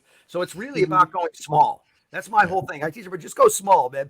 Just let's get 100 people to care about what you're doing. Let's make that work, and then we can scale it. Because look, but Scott, I'm a performer. Make so much money. It's stupid. I'm seeing it happen right Well, now. let's let Literally, Wish get honestly, her thought in Yeah, it. Yeah. like Cola, honestly, like music NFTs and visual music videos as an NFT is something that has not actually been tapped into the way that visual art has been. It is a small scene. Latasha, like you know, LA from 88 Days. Like, of course, LA is not Latasha's not signed to a label. She's Mhm. has she was approached and then like given a really low offer. She owns all of her master rights. She doesn't have a publishing company. She Mhm. is in the like she's made with NFTs. She's a six-figure artist. Like Right. it's not a joke. Like the Yeah. NFT that we did together, we sold it for 12,000 or 2 ETH, which was 12,000. And then the person who bought it is a super fan. He buys almost everything that she posts. Or actually, I don't know the gender of the person. They're very anonymous. That I was just assuming. It could be a woman. It could be a non-binary person. I have no idea. It could be a group of people. But like Yeah. this entity is what I'll call them, that is Right. collecting her stuff. Put the video that is mine and hers on the secondary market for like $2 million. The Oh shit. the like 20% of that $2 million that we get out of royalty, if that were to sell, is so life changing. It's like a blink. Like I would never get that amount from as an independent artist from Spotify, from Apple. I would never even know that there are people out there who are willing to pay $12,000 for a 1-minute music video. Yeah. Because That's they're like, wild, I yo. like your sound, I like this, They and got I the see you as money. an It's artist, and I unique. can see your potential, and I'm gonna jump on now before you become Beyonce. That's literally like that's how I see it. And she's built her. She's literally with a group of 100, maybe even less, built her core audience who are always there and always supportive. But the difference is she's not just taking all that support; she's also returning it. So she's going out and collecting from the people who are collecting from her, and that's how it becomes people being like, wow, thank you for spending your money on something that I've put out here, that I might just be like a fan that thinks I'm nobody, but here this artist is that I look up to, that I've spent all this money out, being like, I like your art, I'm going to collect it. You know what I mean? So it's like this interchange thing that it really makes a difference. Like music NFTs is no joke. Like it's money sitting there. And It's especially literally sitting there. combining art and music. This is where it gets to be creative. It's like I'm doing music videos, but I'm doing it with top NFT artists, and we're combining the two together. Yeah. Because what's Yeah. great Right. about this time right now is the ability to collaborate. All these great guys that are killing it are happy to have a conversation with you. You can go talk to them, build relationships with them, and they'll actually help. And you guys can put projects together. And I think that's really, from an artist's point of view, it's being creative about what is the story, what's the promise of this particular thing that you're going to be launching, so that it really has value in the community, get people on board. And what's also so great about this is they allow you to build a business without even having to spend a dime. I've done a handful already where I've come on and worked with companies where they told me the idea was so good. I looked at the team and I said, man, this is a smoking team. These guys can make it happen. They want me to do my thing. They're going to give me my 5% of the token if I do my work to the thing. And then what happens is the day the thing launches, cha-chink, everybody gets paid. I open my wallet up and I say, holy shit, I just got paid. Right. So it's like that. It's almost like, it's like my friends Frogland. They went around and tried to do a raise, a venture raise. So Ed went around. He's a venture guy. Went everywhere. Finally, he couldn't get a venture in it. He wanted to build this metaverse. He went and built Frogland. He basically built the frogs, the whole frogs for Frogland. 90 days, he built up to a 90,000 person audience around these frogs. They buy the land in the metaverse, and he sold out. And in 12 hours, they made $4 million. And he basically launched his company, and he didn't have anything other than the idea in a token. And because you can build the token, build stuff into those tokens to handle the transactions, changes the game. So you can build businesses now. It's like before you even start the project, you could fund your project through NFTs. Now it becomes creative. You gotta be a creative guy and start thinking of it instead of just being, I'm a musician, so I make music. No, this is like I'm making art. I'm mashing together visuals along with this stuff. I've got my art, my music, and I think that's a great way to think about it at this time. Because as far as music, because there are just music NFTs, but people want to put these things up on their wall, right? It's part of that thing, is showing it. So just having it, you need having a world-class piece of art or something tied to it helps move it forward, right? So I want to add like two things to that, open up just for a really quick discussion, and then I want to give everybody like a 5-minute pee break. and let Frank from Listed say something. But look, I got to use the washroom. There's no way we're sitting here for 2 hours without getting up for 2 seconds. But the two things I wanted to touch on, there's an article in, I think it was either the Washington Post or the Wall Street Journal, and it was talking about the new creator class, in which all you need is an audience of 1 to 200 people giving you $5 to $10 a month to see your content, and you're earning a living. You're a new middle class creator with your audience. And then I think that's what everyone else is talking about, how you can scale that then using NFTs. I'm doing that already on Patreon. Yeah. And exactly, right? You get a small community that loves your work. They want to see you make more work. They enjoy watching your work. I It. got 300 people that are paying, my mortgage and some bills every month. Yeah. Hell yeah, man. Just because they want to support and see what I'm doing. Because they rather him make art that they can enjoy and see that very next week than have him not make art, right? And so make art that they can go sell and make money off of too. Because if he becomes really popular, the value goes up, right? Yeah, I'm already really popular. It's like it's like that's how I was able to do the Patreon, because I have like a big following, so I was able to bring them over from Instagram. I got 120,000 on Instagram followers. It's all been organic over the last 10 years, but I was only able to get like 350 people over. And it's like, that's all it takes. That's one thing I realized, because, you're so on social media, you're so supposed to, you're so used to like getting all the likes and I need to get more likes. And then I realized that 350 people are sustaining me. It's like, I'm earning a living off of 350 people that I was able to bring over. And it's like, and I realize it's like, you don't need 1 million followers on Instagram. You need it's crazy to have like 300 people that you can count on. And these people are like, they're the ones that deserve your attention too. The people that are casually liking your stuff on Instagram, they don't deserve your attention. The people that are like, I'll put $1 a month down, I'll put $5 a month down, those people deserve your attention, because they're willing to put their money where their mouth is. They love you that much, So sorry to interrupt there, but no, for sure. That's perfect. You're exactly right. And then yeah, the second thing, my last profound thought I'm going to leave you guys with, because the second half is going to be very much talking about brands, commissions, and other ways that artists can leverage this technology to make money. But you guys are kind of plugging so I'm trying to do one of these quarterly, and all of you are welcome back. You guys are fantastic. But the next one is really going to be about decentralization and about how our current socioeconomic structure was very much based off of the needs of the Industrial Revolution, and that kind of a hierarchy it fundamentally doesn't work. Globalism is an impossibility, and so I think we're seeing this retraction to various decentralized communities and spaces.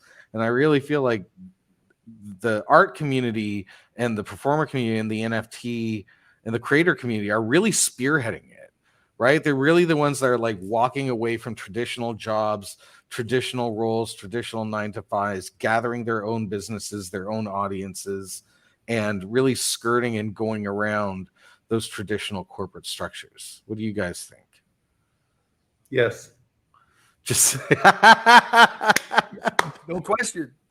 just straight up yes. I love it. All right, so how about this globalization thing? That's another whole topic, right? Well, that's exactly it, right? I mean, it's gonna get interesting, folks. All right, so why don't we take a 5-minute break? I'm gonna put Frank on the stream. Everyone else, if you want, you can like mute and whatnot. Oh, here's a painting. There he is. Look at that. Terzak. Good job. And we'll reconvene at 10:15 p.m. Eastern, so in exactly 3.5 minutes. Okay, perfect. 3.5 minutes. All right. Go fast. Are we off now? Are we off? You just mute yourself. You will be. Oh, I just mute myself. Okay. Whoop. What happened there? Oops. So now I'm alone.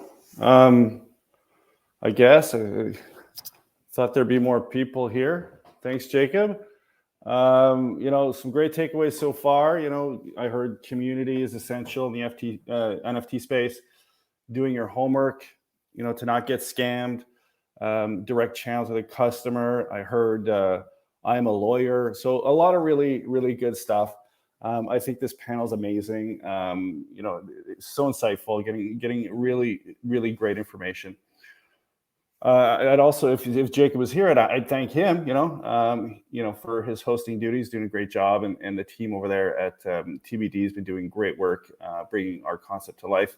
So who am I, and why am I talking? Well, I'm Frank Sampson. I'm a co-founder of Listed. I'll give you a bit of history here. So Blair Vermette, my partner and also co-founder, came to me a while back, feeling a little frustrated with the whole NFT space. So turns out he'd created a collection, posted it on OpenSea and a bunch of other marketplaces, and then he waited and he waited and he waited and ultimately, got no traction despite his best efforts promoting on social media. So while trying to figure out how to promote himself on Twitter, he discovered whitelisting. And for those of you who don't know or aren't familiar with whitelisting, it's a way for artists to promote their upcoming collections. In exchange for an opportunity to win one of their art pieces, artists ask their followers to complete some tasks. So like retweeting or liking and stuff like that. So that will help the artists grow their follower count and grow their community. So the problem with that is that it's super messy and there's no accountability and no proper communication between artists and collectors. So we had an idea on how to simplify and facilitate the process. And from that, Listed was born, and we've been evolving it ever since. So, okay, Listed, right? Listed, we're the sponsors. Why are we here? What is it? What is Listed? Well, it's a platform. It's a platform that we're referring to as the home of the NFT because it will provide artists and collectors the tools and the ability to interact, to promote, to market, and sell their work without any need to constantly move from social platform to social platform. We have a ton of cool features planned for artists and collectors alike. Here, just a few right now. So on the main page, so we're gonna have a main page. It's gonna be like Times Square. It's gonna have a ton of user imagery, art displayed. It's gonna give artists who don't have a strong voice in the social media area on their platforms. It gives them a new platform to get visibility, gain visibility quickly using our platform. Automated whitelisting and giveaways that will now have a simple process to create, track, and allow for artists and collectors to interact. So no more sketchiness. You know what's going on in the whitelisting. It's clear. It's out in the open. There's nothing hiding behind the scenes. Another really interesting thing that we're working on is a hub for all social media feeds. It's all going to be in one place. Instagram, TikTok, Twitter, name it. It's all going to be together. You'll be able to access all your feeds in real time. And the bonus of the Listed update all your socials at once button is going to be super cool. So here's what we like today. Today, please sign up and check out our roadmap at gotlisted.io. It lists all the features that are coming out shortly. And the first 100 people to register will get 1 year of free premium services. And in return, all we want is get a little guidance from, to educate our platform. Are there features you're looking for? Let us know. Something not working for you? Let us know. Want to know about your feelings? You let Blair know. So please sign up and help us create an amazing tool that we believe will help bring clarity in this space. So thanks. That's Listed. I'm alone here. You're not alone. Jacob's back. I'm here with you. Wonderful. I'm going to send it over to Jacob. So thank you. Yeah, go ahead, Jacob. Just really quickly, the SSL certificate hasn't processed yet. So if you go to Got Listed, you're going to get a security error, but I'm sure it'll be live any minute. But if you want to check out the roadmap, just go to http://gotlisted.io and ignore the little security warning because we're not asking you to do anything. And you can take a look at the site and hopefully that security certificate will be up soon. All right, well, let's get everybody else on the screen. Thanks, Frank. Thank you.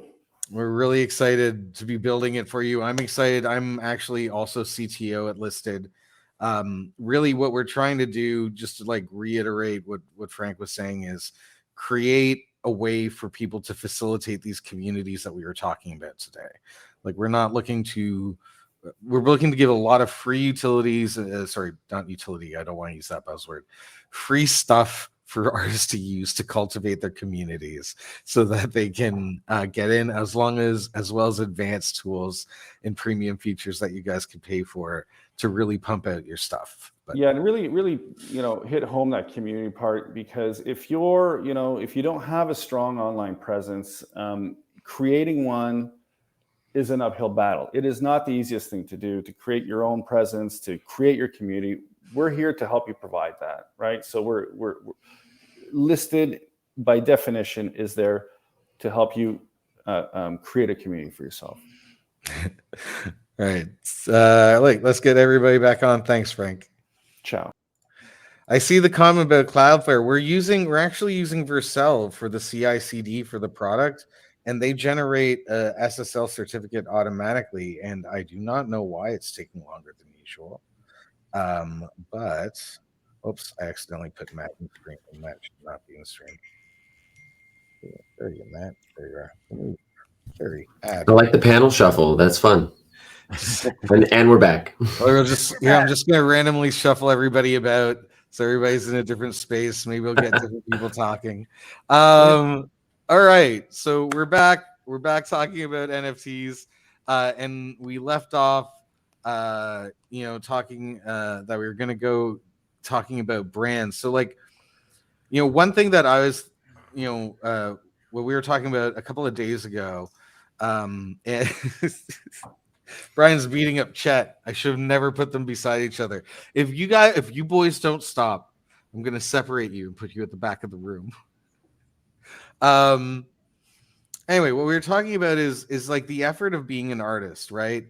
And Brian was talking about all the effort he goes into creating his art, and we had a lot of talk about utilities and NFTs as tokens and memberships to community. It feels a little out there, but maybe you guys have some thoughts on this. I bring back to like Michelangelo in the Sistine Chapel being commissioned by the Catholic Church, which I mean this in a very as the least offensive way as possible. The Catholic Church being like the largest corporation of its at the time, right? Corporations didn't exist, but if you were a large entity with massive amounts of public pool and giant sacks of money, you were the Catholic Church back then. So my question is one, like, is it selling out for an artist to team up with a brand on a commission or a collaboration? And two, should brands be looking to engage more with artists as things become more decentralized in order to cultivate smaller communities instead of this kind of mass marketing approach? The answer there is definitely yes. I was going to say it's only selling out if you're working with people who don't align with your ethics. Correct. Otherwise, I love you, Witch Prophet. I was going to say the same thing. It depends on what the alignment is for that artist, because you can maybe rub up against something that's not your favorite thing to create, but if it doesn't align with your art, then yes, that is the definition of selling out. I would say I'd say just to add is one is building a brand is hard, and also bridging connections to bigger brands than your own is also very hard as an independent artist. There are brands that I thought would align with my work quite well that I spent a year trying to get connections to that resulted in nothing. So it's hard. I think it's and also building community, because I've been building my own brand for years now, and while I have a decent amount of people collecting stuff and it's nice, it's still hard. It's a hard thing to do. Hard is in your last name, sir. Yeah. Oy vey. You know, just I'd like to say something about the corporate thing. What we're finding now is like we actually did an event in Denver when we did Future Shape 360. We one of our events, one of our partners is Party Animals. I don't know if you know, that's a token gated community, and they did it. And what we did is we took over Choice Markets, gave us their market because they want to get in the NFT space, and we did the most cool one of the night's parties was in a supermarket, man, and they let the painters, Warhodl and freaking Gabe and all these guys paint the walls, and they're happy to have them, and they're seeing the community, and they're seeing bringing tokens into their shopping experience and all of that. So the point I'm making is right now there's a lot of corporations and companies that are trying to figure this out, and marrying artists and people that understand the space right now, it's going to be easier than you've ever had. It's like an easier time to mix with a brand if you have something of value and you understand this space, because they just really don't know what to do yet. And at that time, now we're getting support from them. They're all happy. They're showing up on our spaces things, and they're talking about it because they're trying to learn, just like all of us are. So the art community has an opportunity to work with these companies now, easier than I think we've had in a long time, because it's a tough thing to get through. But they're out there hungry, looking for ways to make this happen. So when I was talking to Carrie about this earlier, Never mind. Carrie and Frank Blair and I were having a conversation weeks ago, and there was something that you said, Carrie, about how most brands, they just want to buy art outright. They're not looking for buying something and having to pay royalties on it. They don't want any residuals. They're looking for kind of one and done. And so I'm going to try to pit people against each other. Robert, what would you say to a brand to convince them that getting about 100 small communities of 100 people and engaging with artists and NFTs could be as valuable as like getting a one-off piece for free and putting it a mass commercial? I'm actually having that kind of conversation with brands. I'll be candid. I'm dealing more with brands and big packaged goods companies in this space than I am with real artists. So I can tell you right now, there's an exchange. And this is what I would say to any artist that's listening to this program, but it's also exactly what I'm going to say next month when I talk to 60 chief marketing officers from consumer brand companies at a private event. I'm going to say, look, there's an exchange happening here. And what's being exchanged is really important for you to understand what's on the table. You as an artist are going to exchange your credibility in the space. And what you're going to get back in exchange is exposure and reach, because that's what brands bring. They can bring national reach and sometimes international reach. That's really powerful if you want to reach a big audience. That might not matter to you. And if it doesn't matter to you, don't do the deal. And if there's a brand that's not in alignment with your values, to which Prophet's point, super important, because you're giving away your credibility. It better be to somebody who's going to give it back to you and bring it back better than it was, in better shape than it was when you lent it in the first place. If they're going to ruin your credibility, then no money in the world is worth that. That's the most expensive thing you can give away, right? You're going to ruin your credibility forever. So you got to be really careful about that. And I would say if a brand approaches you as an artist and it's not a brand that you are aligned with, maybe they are making a product that you don't love, like a tobacco product or some other addictive product or some kind of gambling product that you're not interested in, or something else that's just not cool. It doesn't fit with your brand. I would actually say that in public. I think it would enhance your brand value. It would enhance your credibility in the space to say why I turned down a multi-million-dollar with this brand, a multi-million-dollar offer with this brand. I think that's an important thing for people to understand. And it's also important feedback for the brands to get. So we're at an interesting point in history right now, because most of the big media that we grew up with, broadcasting, television, radio, was paid for by brand advertising, right? So you had national brands and then you had national media. And so the national media was paid for, like literally those broadcast networks were paid for by companies like General Mills. As corny as it sounds, that's what pays for television. All these big movie studios in Los Angeles they basically built on advertising dollars from big brands. The problem is that now on a two-way network, the world that we're in today, it turns out that broadcasting doesn't work anymore. It's broken. And those brands don't really have a lot of credibility. And now people are smart and they can get access to information to find out that what those companies actually stand for is environmental degradation or exploitation of workers, or they're unfair to people, or the product itself has some kind of flaw in it, or it's bad for you or something else. So people are smart. So brands have an existential crisis right now. They need to find a new way to be credible in a two-way space where there's an active audience. The audience can actually find out more information and the audience can speak up and talk to each other. And brands have not found their footing. I would say they haven't found it very well in social media. But what we're starting to Good. see with NFTs is some really cool alignments happening. Like Adidas is a company that has done some really bold things with artists, and they're letting the artists be real. They're letting the artists do what they do very well. They're not interfering with the art. They're not trying to control it. It's not like a campaign or some kind of advertising thing that they're asking the artist. They're asking the artist to do what the artist does, because they know they're getting a brand glow from the association, and they're gonna establish credibility. Now, Jacob, your point was, well, what about if it's 100 small micro communities? I think that's where we're moving into. And here, I'm just going to build on what Scotty Page said a minute ago, because it's so important and people should take it away when they listen to this. It's that we're moving into a world of micro communities. There's no such thing as a mass audience. Who watches broadcast TV anymore? 20% of the country. Nobody watches broadcast. There is no mass audience. Once a year, maybe, the Super Bowl or something, you get a big audience for a little while. But today we're all fragmented into little silos, like Scotty said. And candidly, a lot of those silos don't have advertising. Netflix, Disney Plus. This stuff doesn't solve any problem for brands. So brands have to get a little smart, and they got to be nimble, but they do not know what they're doing. They are not nimble. They're cumbersome. They're slow. They're cautious. They're scared. They don't want to screw up. They don't want to hurt their multi-billion-dollar brand. So why are we helping them? To me, the whole Web3 thing, it's like, it's, if you want the reach. Yeah. Okay. But if you want the reach, it's worth it, right? If you want to reach a bigger audience, sure. But it's like, if you don't want to do that, no worries. Like then That's it. You don't have to. That's the beautiful part. I get you. I totally, I get you on that. But it's like the whole idea of Web3 is DIY, not having a middleman, not having someone take your 50% of your art sales, blah, blah, blah. It's like, dude, people still got to buy shoes. What's that? People still got to buy shoes. You don't like Adidas? No worries. There's 100 other shoe companies. There's a ton of little indie shoe companies.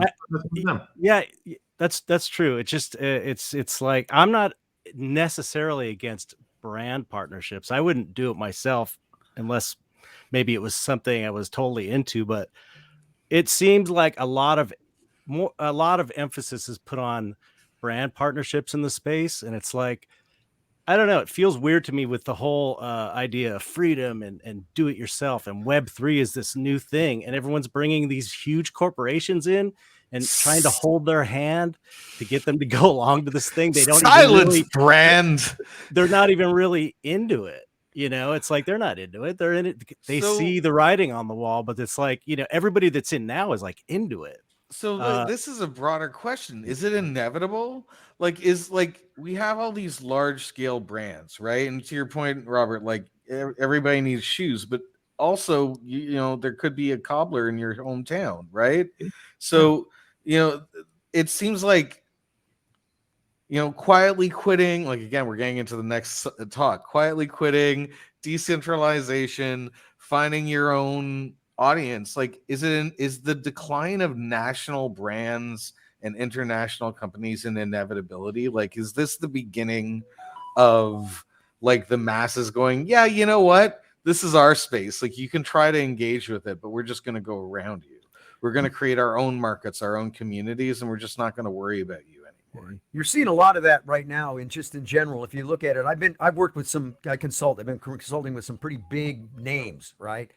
And I came in just 10 days before they were getting ready to do their drop. And I'm not going to say because I don't want to do it, but they had this whole big drop. They spent like $100,000 on marketing on their NFT, and they had 2 big giant events that were happening, and they thought they could go put this NFT out. And I said, dude, you have no audience. You don't have anybody in this space right now. And they said, oh, but we have to launch. I said, dude, let's cut it back. Make it do one thing. They had 2 people sign up for that thing. Yeah, you can't go big. Because what happens is this community right now, it's all about, they'd rather get behind the kid that has created something cool that's in the community, that's honest and heartfelt, than to get behind something that sounds kind of like, okay, I'm supporting. So you do have that issue right now. That's the period of time around. It's this independent thing. Well, so the thing is, any more people to make yourself build your business. It's like you said, Chaz, you don't have to, dude. That's the beauty of this. You can go make this happen without it.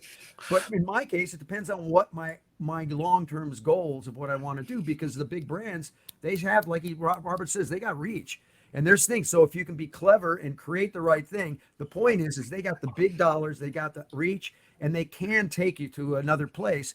You just got to, make it align with yourself and be creative. Yeah, I think it's Brian just- wants to it's say just- something. It's just very Web 2. That's all I'm gonna say. Isn't it just a matter of time before the big brands with endless amounts of money completely infest this space like they do everything else? I don't And then make ruin it make it a place where it's like independent artists can't even afford to stay there. So that's actually an interesting question. So, and I might be incorrect here, but Nice, you have I was told you have like a sheepish look on art in the NFT market. You would think art as the primary NFT thing is necessarily the future. Is that the case, or?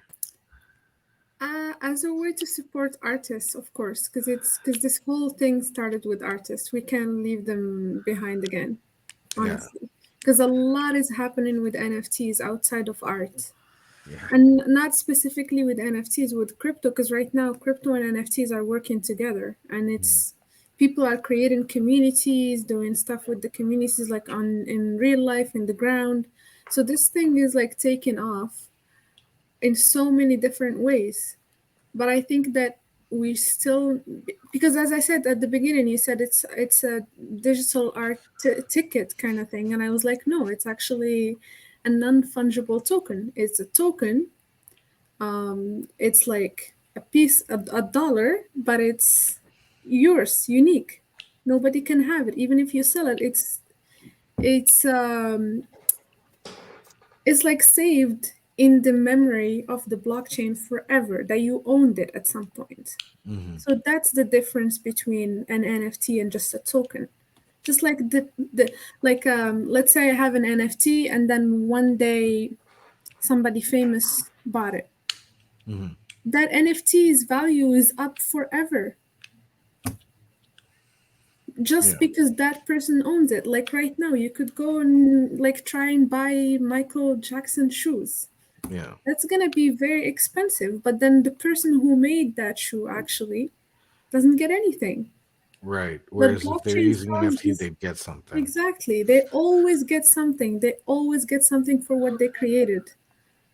If they Which is put it why- in the contract, if they have Yeah. that in the contract, If they, yeah, if they don't have it in the contract, then they're not going to get everything. exactly. So And that's why I think now that the technology is taking off and it's been used in so many other different things, other than just building a community around it.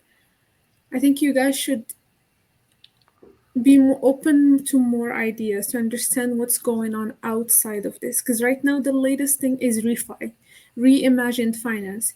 People are using crypto and NFTs to build financial systems with their communities. Yeah. So, And it's a like, great bartering you system know, too, right? Yeah. Creates yeah, bartering at another level. exactly. So, and it's the big thing right now, and it's a new thing. It's like only 2 months. That's why, like, I understand it's very time consuming if you Just want to wait. keep up.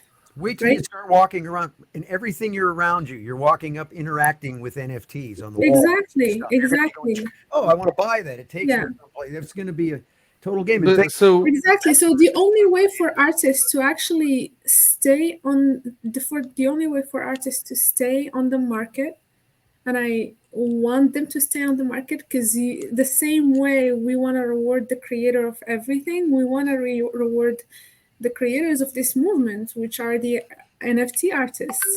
I right. want you to get on the next big projects. I want your art to be the face of the next big projects. Because now, as you said, oh, we have agencies, they come in. Yes, you can see that the agencies that come in, the art agencies, they come to see artists. And yes, it's working because they do art too. Yes, they're still corporate, but they do art. But on the other side, there are corporates that are coming and they're not using art. They're just using tokens because they don't care. Why would they put art on it? Right. So Well, that's not where necessarily. There's plenty of examples of corporates that are teaming up with creative people and musicians to do actually kind of cool stuff. It might not be as cool as Chet thinks it should be. That's fine. I mean, there's a spectrum here. But look, here's a way to Gloves off. It's not Gloves about, off. it's There's- not there's- about what's cool or not. It's about my point is like the people that are in this pioneering the space are in it because they love it Mhm. and they're totally into it and they want to see this thing grow. And then it's just weird that there's the corporations, like they always do, are like going, oh, I smell money, this is where all the action is. And they don't have a clue. Let me finish. They don't have a clue about how to do it, why they even should do it, why they should be interested.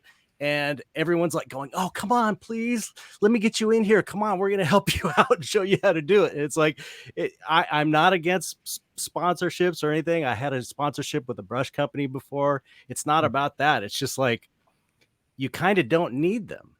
You don't need them. Everything we said, as Scott was saying at the beginning of the whole show, was like, you don't need the middleman. You don't need this shit. You can do it yourself and make $1 million in a And month or whatever. You know, everyone can be a business owner too. Even isn't that wonderful? Like you could. yeah. All artists are business. All artists are business. Yeah, They're you could- entrepreneurs. Yeah, Artists and are the- I come from a technical background, and I run my projects as like if everyone is part of the business. Like it just you team up with people. You don't create that vertical leadership that kills people. No, you team up with people. You get people together, and you motivate them to accomplish your vision, something that you want to change about the world. And if you manage to convince people to do it with you, you could do it. So Like, I'm you know, I feel like Yeah, I'm just a like, why good would you want brand. to? I'm I gonna feel like I'm gonna but I like not all artists, not all musicians have access to brands and the money that comes with brand partnerships. Like not everybody is going to turn that down. It doesn't necessarily mean that like Yeah. you know, it's a bad thing to work with Adidas or to like I just saw actually I forget her I can't remember her name, but there's this artist that NFT artist that I follow on Twitter, and she does like surrealist art, and she's like maybe 16 or 17, and she just did a collab with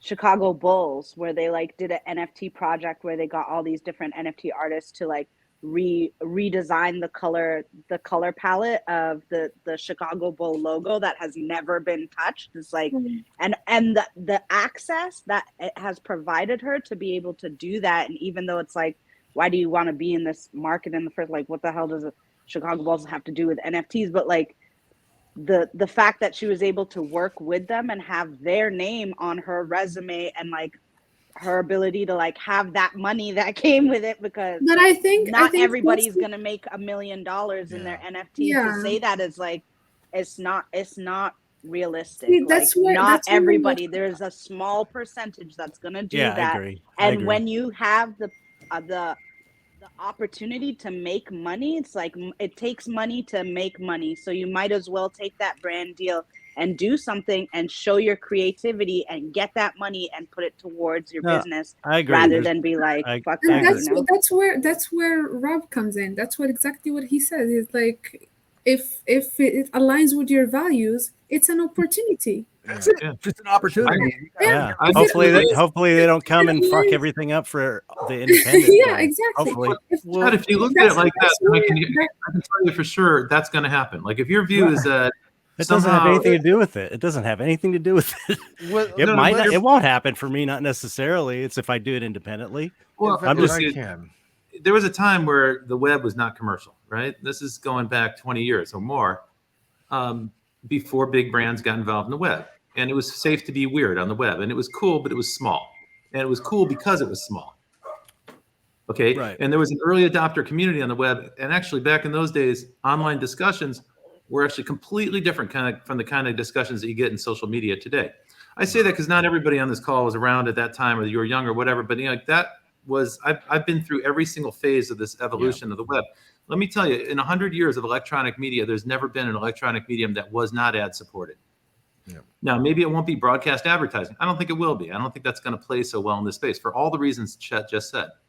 But I think it's almost naive to think that major brands that want to reach customers and want to connect with them are going to stay out of the space. I think they're going to be there. So it's your choice. You don't want to deal with them. That's cool. I respect it. Chet, I totally respect what you're doing. I'm not against it. I'm not in any way disagreeing Yeah, with it. same to you. But Same I to you. think here's the thing to consider. So far, everybody on this phone call or in this video call has been saying, it's awesome to get paid. It's awesome to make money. It's awesome that you can do a drop and make $5 million. How is that different from getting paid by a brand? Seriously, if it's all about making money, how is that so very different? Well, and so this is my defense of the brand. You're in a year, you're going to have brands that are not just dropping free NFTs. They're going to be giving away wallets, and they'll be providing you with a wallet that's way more secure and way easier to use. You're right. That's probably what will help mainstream the space is brands and money like that. So I totally get it. I'm not against it. It's like my point is that it's like, you know, it doesn't sit well with me when brands aren't into it for the right reasons. If I will, if I may, come and take. I've been the ones that are looking to come and take advantage of all the good fortune and all the people that were building it. You know, maybe it's the idealist in me. It's gonna happen anyway. It's not like my opinion matters. You know, it's like it's gonna happen anyway. Don't ever change that, because that's what's great about you. And like when you get a chance to talk to a brand, you got to tell them that. Say like, you have zero credibility and you don't earn the space and you're going to fail. Like Scotty said, like you're going to tell them, stop with that plan because it's bullshit. It's not going to work and no one's going to care. I'm going to teach you how to start small and we're going to build credibility together. That would be an incredible benefit. Now you don't want to do that. You don't want to be a consultant. I get it. Maybe it was a cool. If it's a cool brand, I'd do it. If it was something I was into, if I may. I'm sorry. You go first. Please, I'm gonna have to say this one. First of all, like sometimes more than aligning with your values, sometimes you just need that much money to make an impact. That's true. Sometimes you want to change something.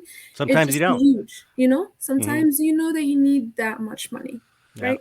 Sometimes you I'll do. take Sometimes anyone watching. I will take your money happily and use it to support many people. If you would like to uplift people out of poverty, please come see me. I will.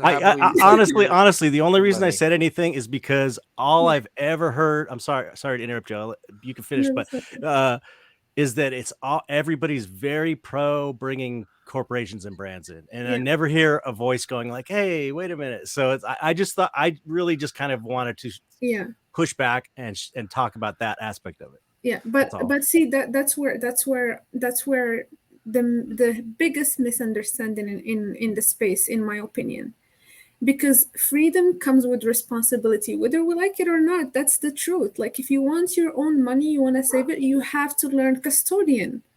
Like I go to events when there are parties and stuff and a lot of people shows up, and I go to lecture about custodians and nobody shows up. And I'm like, how are you gonna save your money? How are you gonna make sure that your money is safe the same way it is in a bank, unless you are a responsible person? And that's where it comes. Even when you want to work with brands, as I told you, sometimes you need that much money to make an impact. You want to do something that needs a lot of money. The space, all of it does not have, it's like less than what Google makes in a year. Let's be real, right? So if you want to make a change, you have to work with these big corporations. But as Rob said, be responsible. Be a responsible person because you want to free them. So be responsible. Don't jump with the first brand that approaches you. But the moment the brand that aligns with your values approaches you, try to build something great with them. That is the only way we can make money flow this way, right? It's fair. If I can, I want to touch on a couple of things that Robert was touching on. So, because I am much older than I look, and so I am just being honest. Sure, you don't look a day over 80. Thank you. It's the blood of virgins and children that I smear on my face every day. What I was saying is, no, I've seen this. I've seen the early part of the web. I saw the early part of social media, and I saw in both times. The second time I was in a position where I could educate, and I was like, look, if you're a brand and you want to enter social media, you're entering a community. You need permission. You can't just enter the community. You need permission to enter the community. And you can't buy your way in. You need to earn your way into that community. And you saw in the early days of social media, some brands really, really doing that, earning the trust of their community, engaging. And then, like, I don't know what happened. Like, the people that worked at Forrester won. And it was like, if you put a video and a hashtag, you're guaranteed a 2.1% click return rate. And it stopped becoming about community, and it started becoming about math, right? Which is why now brands have virtually zero credibility in social media. And they won't even touch it because they don't deserve to touch it. They squandered any ounce of goodwill they had with those communities by turning it into a mathematical equation. So what I would it's not say, authentic and everybody can tell. it can tell exactly. We got to think about what is a brand. There's a lot of small brands and companies and things. When you say brands, like it gets thrown into this thing. There's millions of Millions, brands, and some of them earn the right that are going to be aligned with what you're doing and everything. So we can't just look at, when we say brands, we just think of the big machine, because there's a lot of smaller brands that you can definitely do things with, and they're the ones that are going to looking. I think the main thing in this whole conversation is there's now new opportunities for artists to generate revenue through relationships, and especially the ones that know how this work. And if you build a community and you own it, because remember, whoever owns the community wins in this game. That's the whole thing, right? And so if you have community, you have stuff, and now you have find a line with a brand. It might be a shoe brand that's a small shoe brand out of Cincinnati. They're not the evil guys, right, or whatever. So there's so many brand opportunities. The point is now, because of where we are in the business cycle of all of this, I believe that the opportunities for brands and artists to come together is easier than I've seen in a while, because they're looking for ways to go. So you've got a hungry market looking for some new ways to generate revenue. You're going to see me in a Cola, brand deal then- in a week. You'll see me Cola, on then Twitter. Jeremy. I'm doing something with Gucci.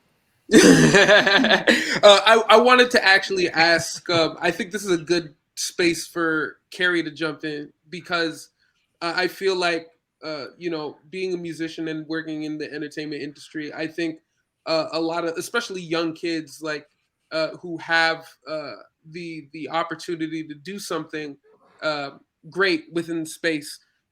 Those are the ones, or in any space, those are the ones who usually get got by these big corporations. So I guess what I'm asking is what are the legal things that getting into the space with a corporation should young folks be looking out for, or people who are new to the space? If I can add to that, how can artists in general protect themselves, right? Yeah, because one of the things I see, I want to just expand on what you're saying, Cola, is there's an entire community of musicians, some of them absolutely amazing, putting out their stuff for free on platforms, saying that you can use it royalty free on YouTube. Then these other companies come in, scrape that, put it on their own website, make ad dollars off of it. These companies are Huge making ad dollars, millions yeah. off of these kids that are making money. So how can artists, musicians in particular, but artists in general, protect themselves or try to ensure that they're not screwing themselves over early in their careers in an attempt to get some? I was very confident that I was going to get through 2 hours of this without saying a single word. I knew you were trying to. 10 minutes, Not with me. I've been roped in, and well, I can't really speak to the NFTs in particular, and I don't think I'm being asked that question in any case. I mean, I think when we talk about the contracts that underlay the NFTs, whether it's for a corporation or otherwise, and what are you looking for as an artist in those contracts in terms of protection? Sadly, more often than not, if you are getting the money, then you're giving up your rights. I mean, that's usually the golden rule prevails, and that's kind of how it works. I think, to Rob's point, first and foremost, you want to be selective about who you're working with, and that will come down to principle. As I think Chet has been expressing the matter of principle in a different context, by having principles about who you're going to work with and being willing to walk away from a deal. I mean, if you're unsatisfied with the terms, being willing to walk away from a deal.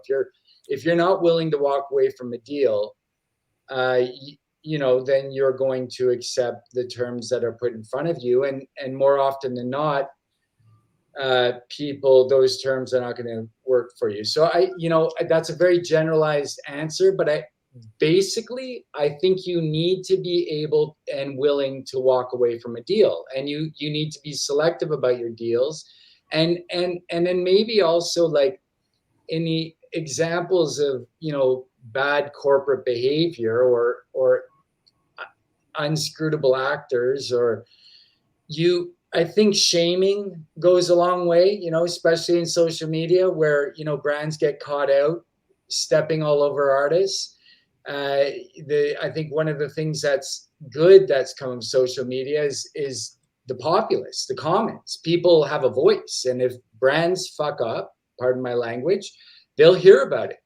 And so there's sort of an accounting from that perspective as well. Like brands now have to be very careful about the optics of things. So if you're an artist and you get run over by a brand, they steal your work or they break the terms of the contract, and you rely on the fact that they have deeper pockets and better lawyers, then they're answerable to the community. So is nobody there a wants way to be to turned connect? into a meme. For sure. But is there a way to connect the flexibility of the NFT and carry, like you'll probably need someone else's assistance, but maybe Jeremy or Scott, you might be able to chime in here, but use regular contract law, regular contracts, but the flexibility of the NFT to ensure that the artist can retain certain rights rather than just giving up the goods, right? Because the way I see it, and please correct me if I'm wrong here, but Justin Timberlake didn't need to give up to McDonald's. He got to retain a certain percentage of those rights. That's because he didn't write it. Right? 100%. He didn't write that. And pardon? The guy from the Clips wrote that. What's that guy from the Clips? Oh my God, Drake. Pusha T. Nemesis. Pusha T. Pusha T wrote that. He wrote that. That's amazing. But the point being is like these are powerful artists, and so they were able to retain the right to perform, to sing, so on and so forth. Why should a smaller artist have to give up those same rights? And is there a way that NFTs can facilitate it? And is there a way to write real world contracts into that to protect the artist? Smart contract can have anything in it, right? You can the contract can have anything. But a smart contract is not a legal contract. Yeah. This is something that we haven't discussed. That there's just not case law for it. Like, go ahead. Well, certainly, yeah. I think there are limitations, Jeremy. I mean, I think if you're attaching a contract in the minting process and the terms of the contract prevail, and it would be an enforceable contract, but yes, there's. But when you say that, you're talking about terms of service that minters or transactors agree to before minting. This contract is tied to the this verbiage is tied. Right. This terms of service, which we acknowledge in our courts, is tied to this blockchain record. But the smart contract is not actually a contract. Like, which is Jeremy, you're right with respect to smart contracts. That's what the NFT really is a smart contract encoded on a blockchain, right? That's the code that's on the blockchain. But what Carrie was talking about is the agreement that you strike with anyone that wants to license your art. Different. That's not a smart contract. That's a traditional legal contract that we have, hundreds of years of case law around. So we understand how those work. You only confer the rights that you're willing to confer. So you're an artist. You control your rights. You don't have to say yes to anything. You can say, no, I've got integrity. I don't want to sell out. I'm not going to do it. Or you can say, yeah, take it all. If the person who's paying you is paying you to create something, then there's a very strong likelihood that they're going to own that, right? Because they're going to do a total buyout. If I were working for a media company and I hired any of you to create stuff for me, I would try to get a total buyout. I might not get there, but that's what I would start from. That's what I try to do. If I were a performer, I might say, hang on, I'm not giving you the rights to the song. I'm not giving you the publishing rights, but you might get that performance right. You might, that's negotiable, right? It's exactly what you accept and what you're willing to take. As an artist, Brian, you make paintings. I make paintings. When you sell an NFT, you're not selling the painting unless that's something you want to do, but that's really, really rare, like selling the physical item. You retain the rights to the physical painting. You retain the rights to that image. You retain the rights in all media. You're not conferring ownership. So if somebody comes in and wants to do a deal with you and they say, we'd like to license that image for this usage, then you got to define it really narrowly. What is the usage? What is the time? How long are you going to use that for? In what conditions? How many people get this use? Maybe there's a limit on the number that they're going to give away. There's lots you can do to control this and contain it, and you're not having to give away the store. And I want people to understand that, like, just because there's commercial interest here and people want to popularize this to bigger audiences doesn't mean it's like going to somehow infect it, pollute it, rip you off, and leave you empty-handed. I don't think that has to be the case. That is what happened with Spotify. So I get it. People got burned, and I get it that like a digital image on the web until this point in time, you couldn't protect it. There was no way. The web's a copying machine. It makes digital copies on demand. That's what a server does when your browser asks it for a page. It makes a copy and sends it to that thing. So you're right. Like in the past, artists have gotten burned. By the way, this is one of the reasons why the big media companies have been very cautious about how they proceed into the land of NFTs. If you notice, television brands have been very cautious about how they launch. You've seen the NFL and other major league sports are getting into NFTs, but what they're selling are very simple things like an image, a clip, something that they can control and minimize. Big media companies have been very cautious because they don't want to inadvertently confer too many rights. So every attorney I've talked to in Los Angeles about this subject, and I've conferred with a bunch, they're really cautious. Like they're like, we're advising our clients to just sit back, not rush. They're not missing a gold rush here. They don't have to jump into it and so on, because they're a little bit worried. Where companies have gone for it, like Disney, they've created a limited edition series. So that means they can hire some artists. It's a total buyout. The artists aren't going to get paid, and the artists do a work for hire, and Disney sells that art as an NFT, or they sell some digital equivalent of it as an NFT. But that's a fair deal, and there's a market for that. And if you don't want to do that job, no problem. Like somebody else will. There's plenty of artists that will do it. This is a free market. This is about independence. This is not taking away anybody's independence. Yeah. What we've heard time and again here, largely, from Witch Prophet and Scott, and I totally agree with them. You have an opportunity here to build a direct channel to your fans. You have an opportunity here. That's unprecedented in media. Like there was no way for you to build your own radio station. There was no way for you to build your own TV station. You just couldn't do it as an individual. Create your own currency. You can do that here. And then as Scott said, once you control that channel, and once you got that audience and they're surrounding your 1,000 fans, to use the Kevin Kelly idea, then there's a way you have a lot more power in the discussion with a brand. You have a lot more power to say no. And Scott mentioned, this is just the last thing I want to say. Back in the day, in the mid 80s, I worked for MTV, and that was back when MTV was kind of cool. Today it's kind of defunct, but back in the day, MTV was cool because there was no internet. There was no other place to find subculture and music and stuff. So we were like the world's biggest radio station. And every brand that wanted to reach teenagers was coming to us. But candidly, a lot of their ads sucked, and it ruined our network. We didn't want to put them on there.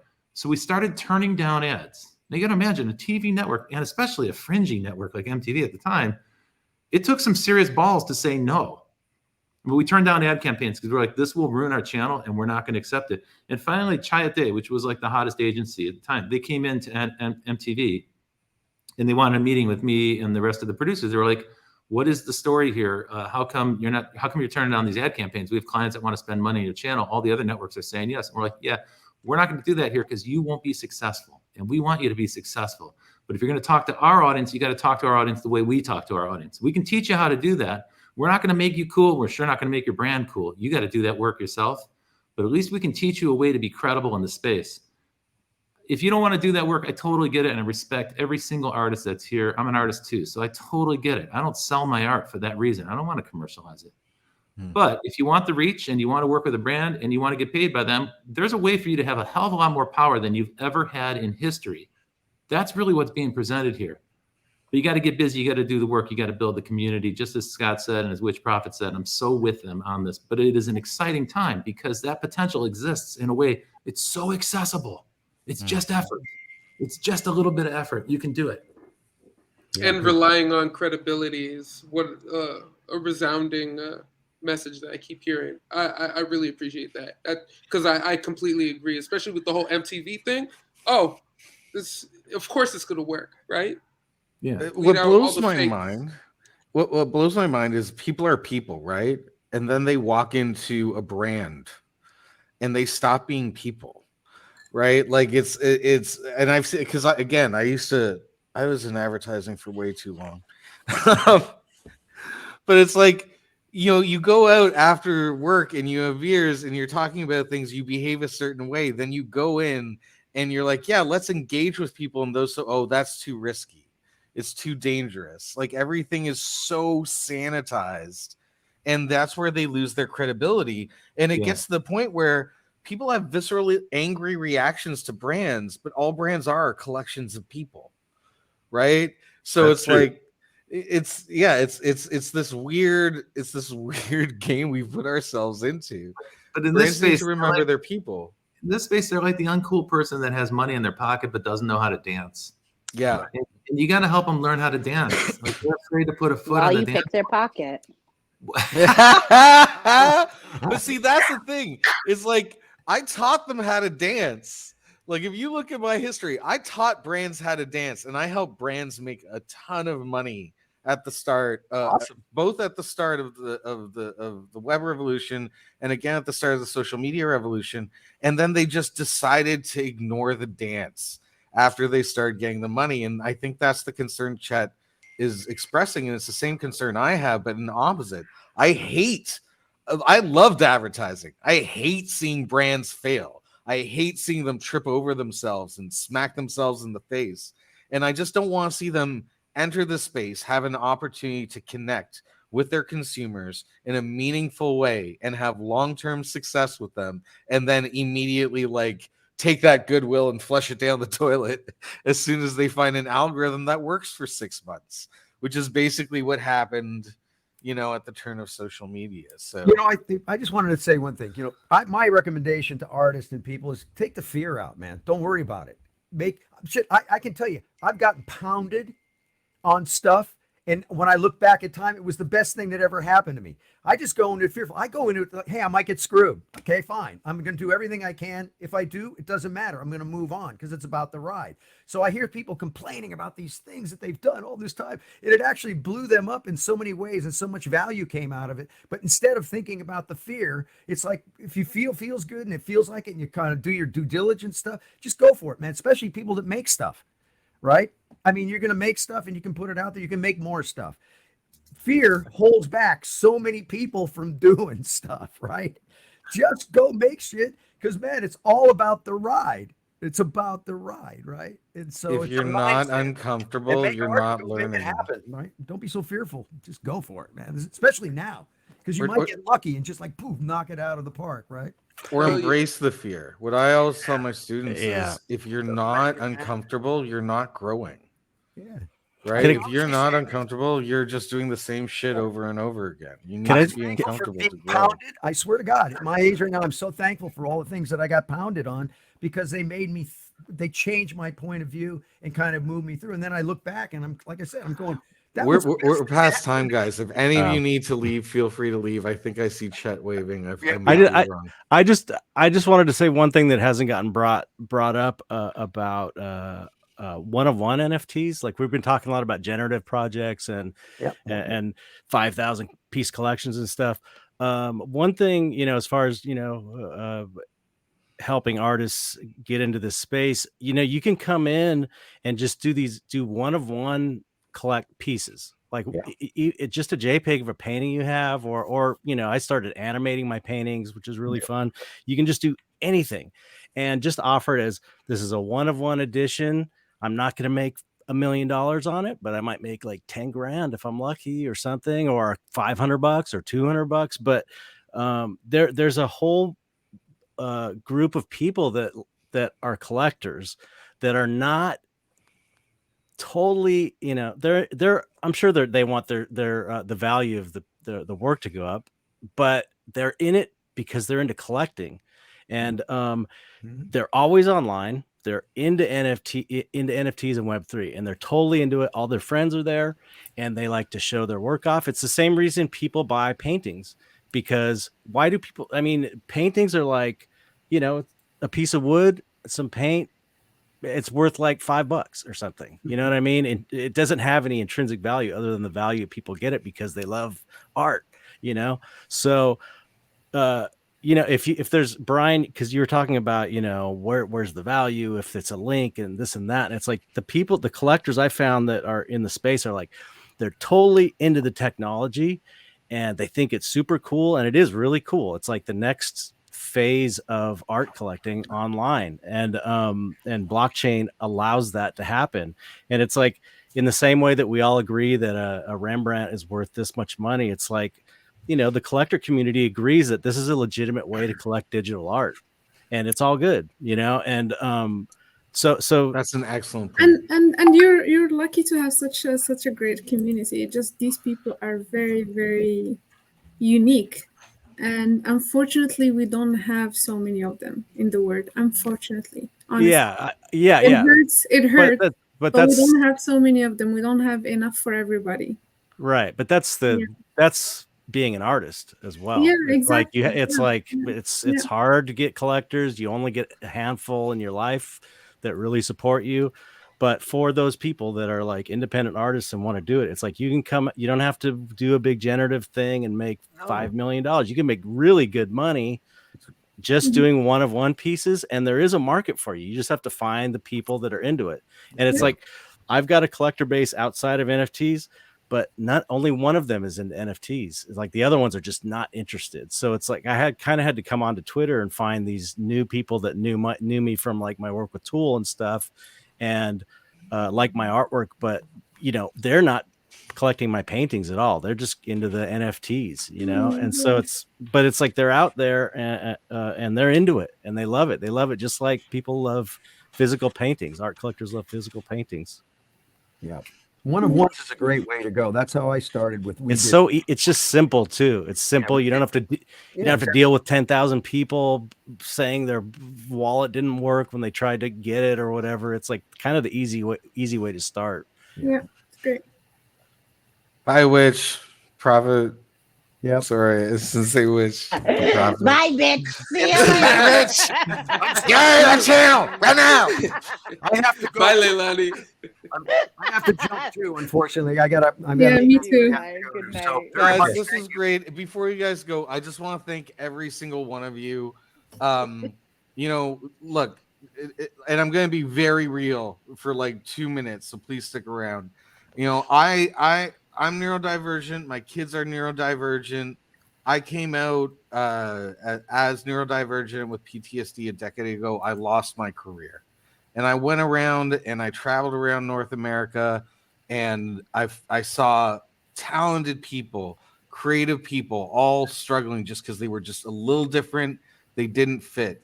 And so 3 months ago, we really kicked off TBD full time, and it's growing. We've gotten many people jobs. We're teaching people. We have work. You guys showing up for this helps us, helps the brands we're working with. I couldn't imagine getting the caliber of people that I've gotten just starting 3 months ago. So I can't thank you guys enough. You don't know how much you've helped. You've helped a lot of people tonight. You don't even realize how many people you've helped. So thank you so much.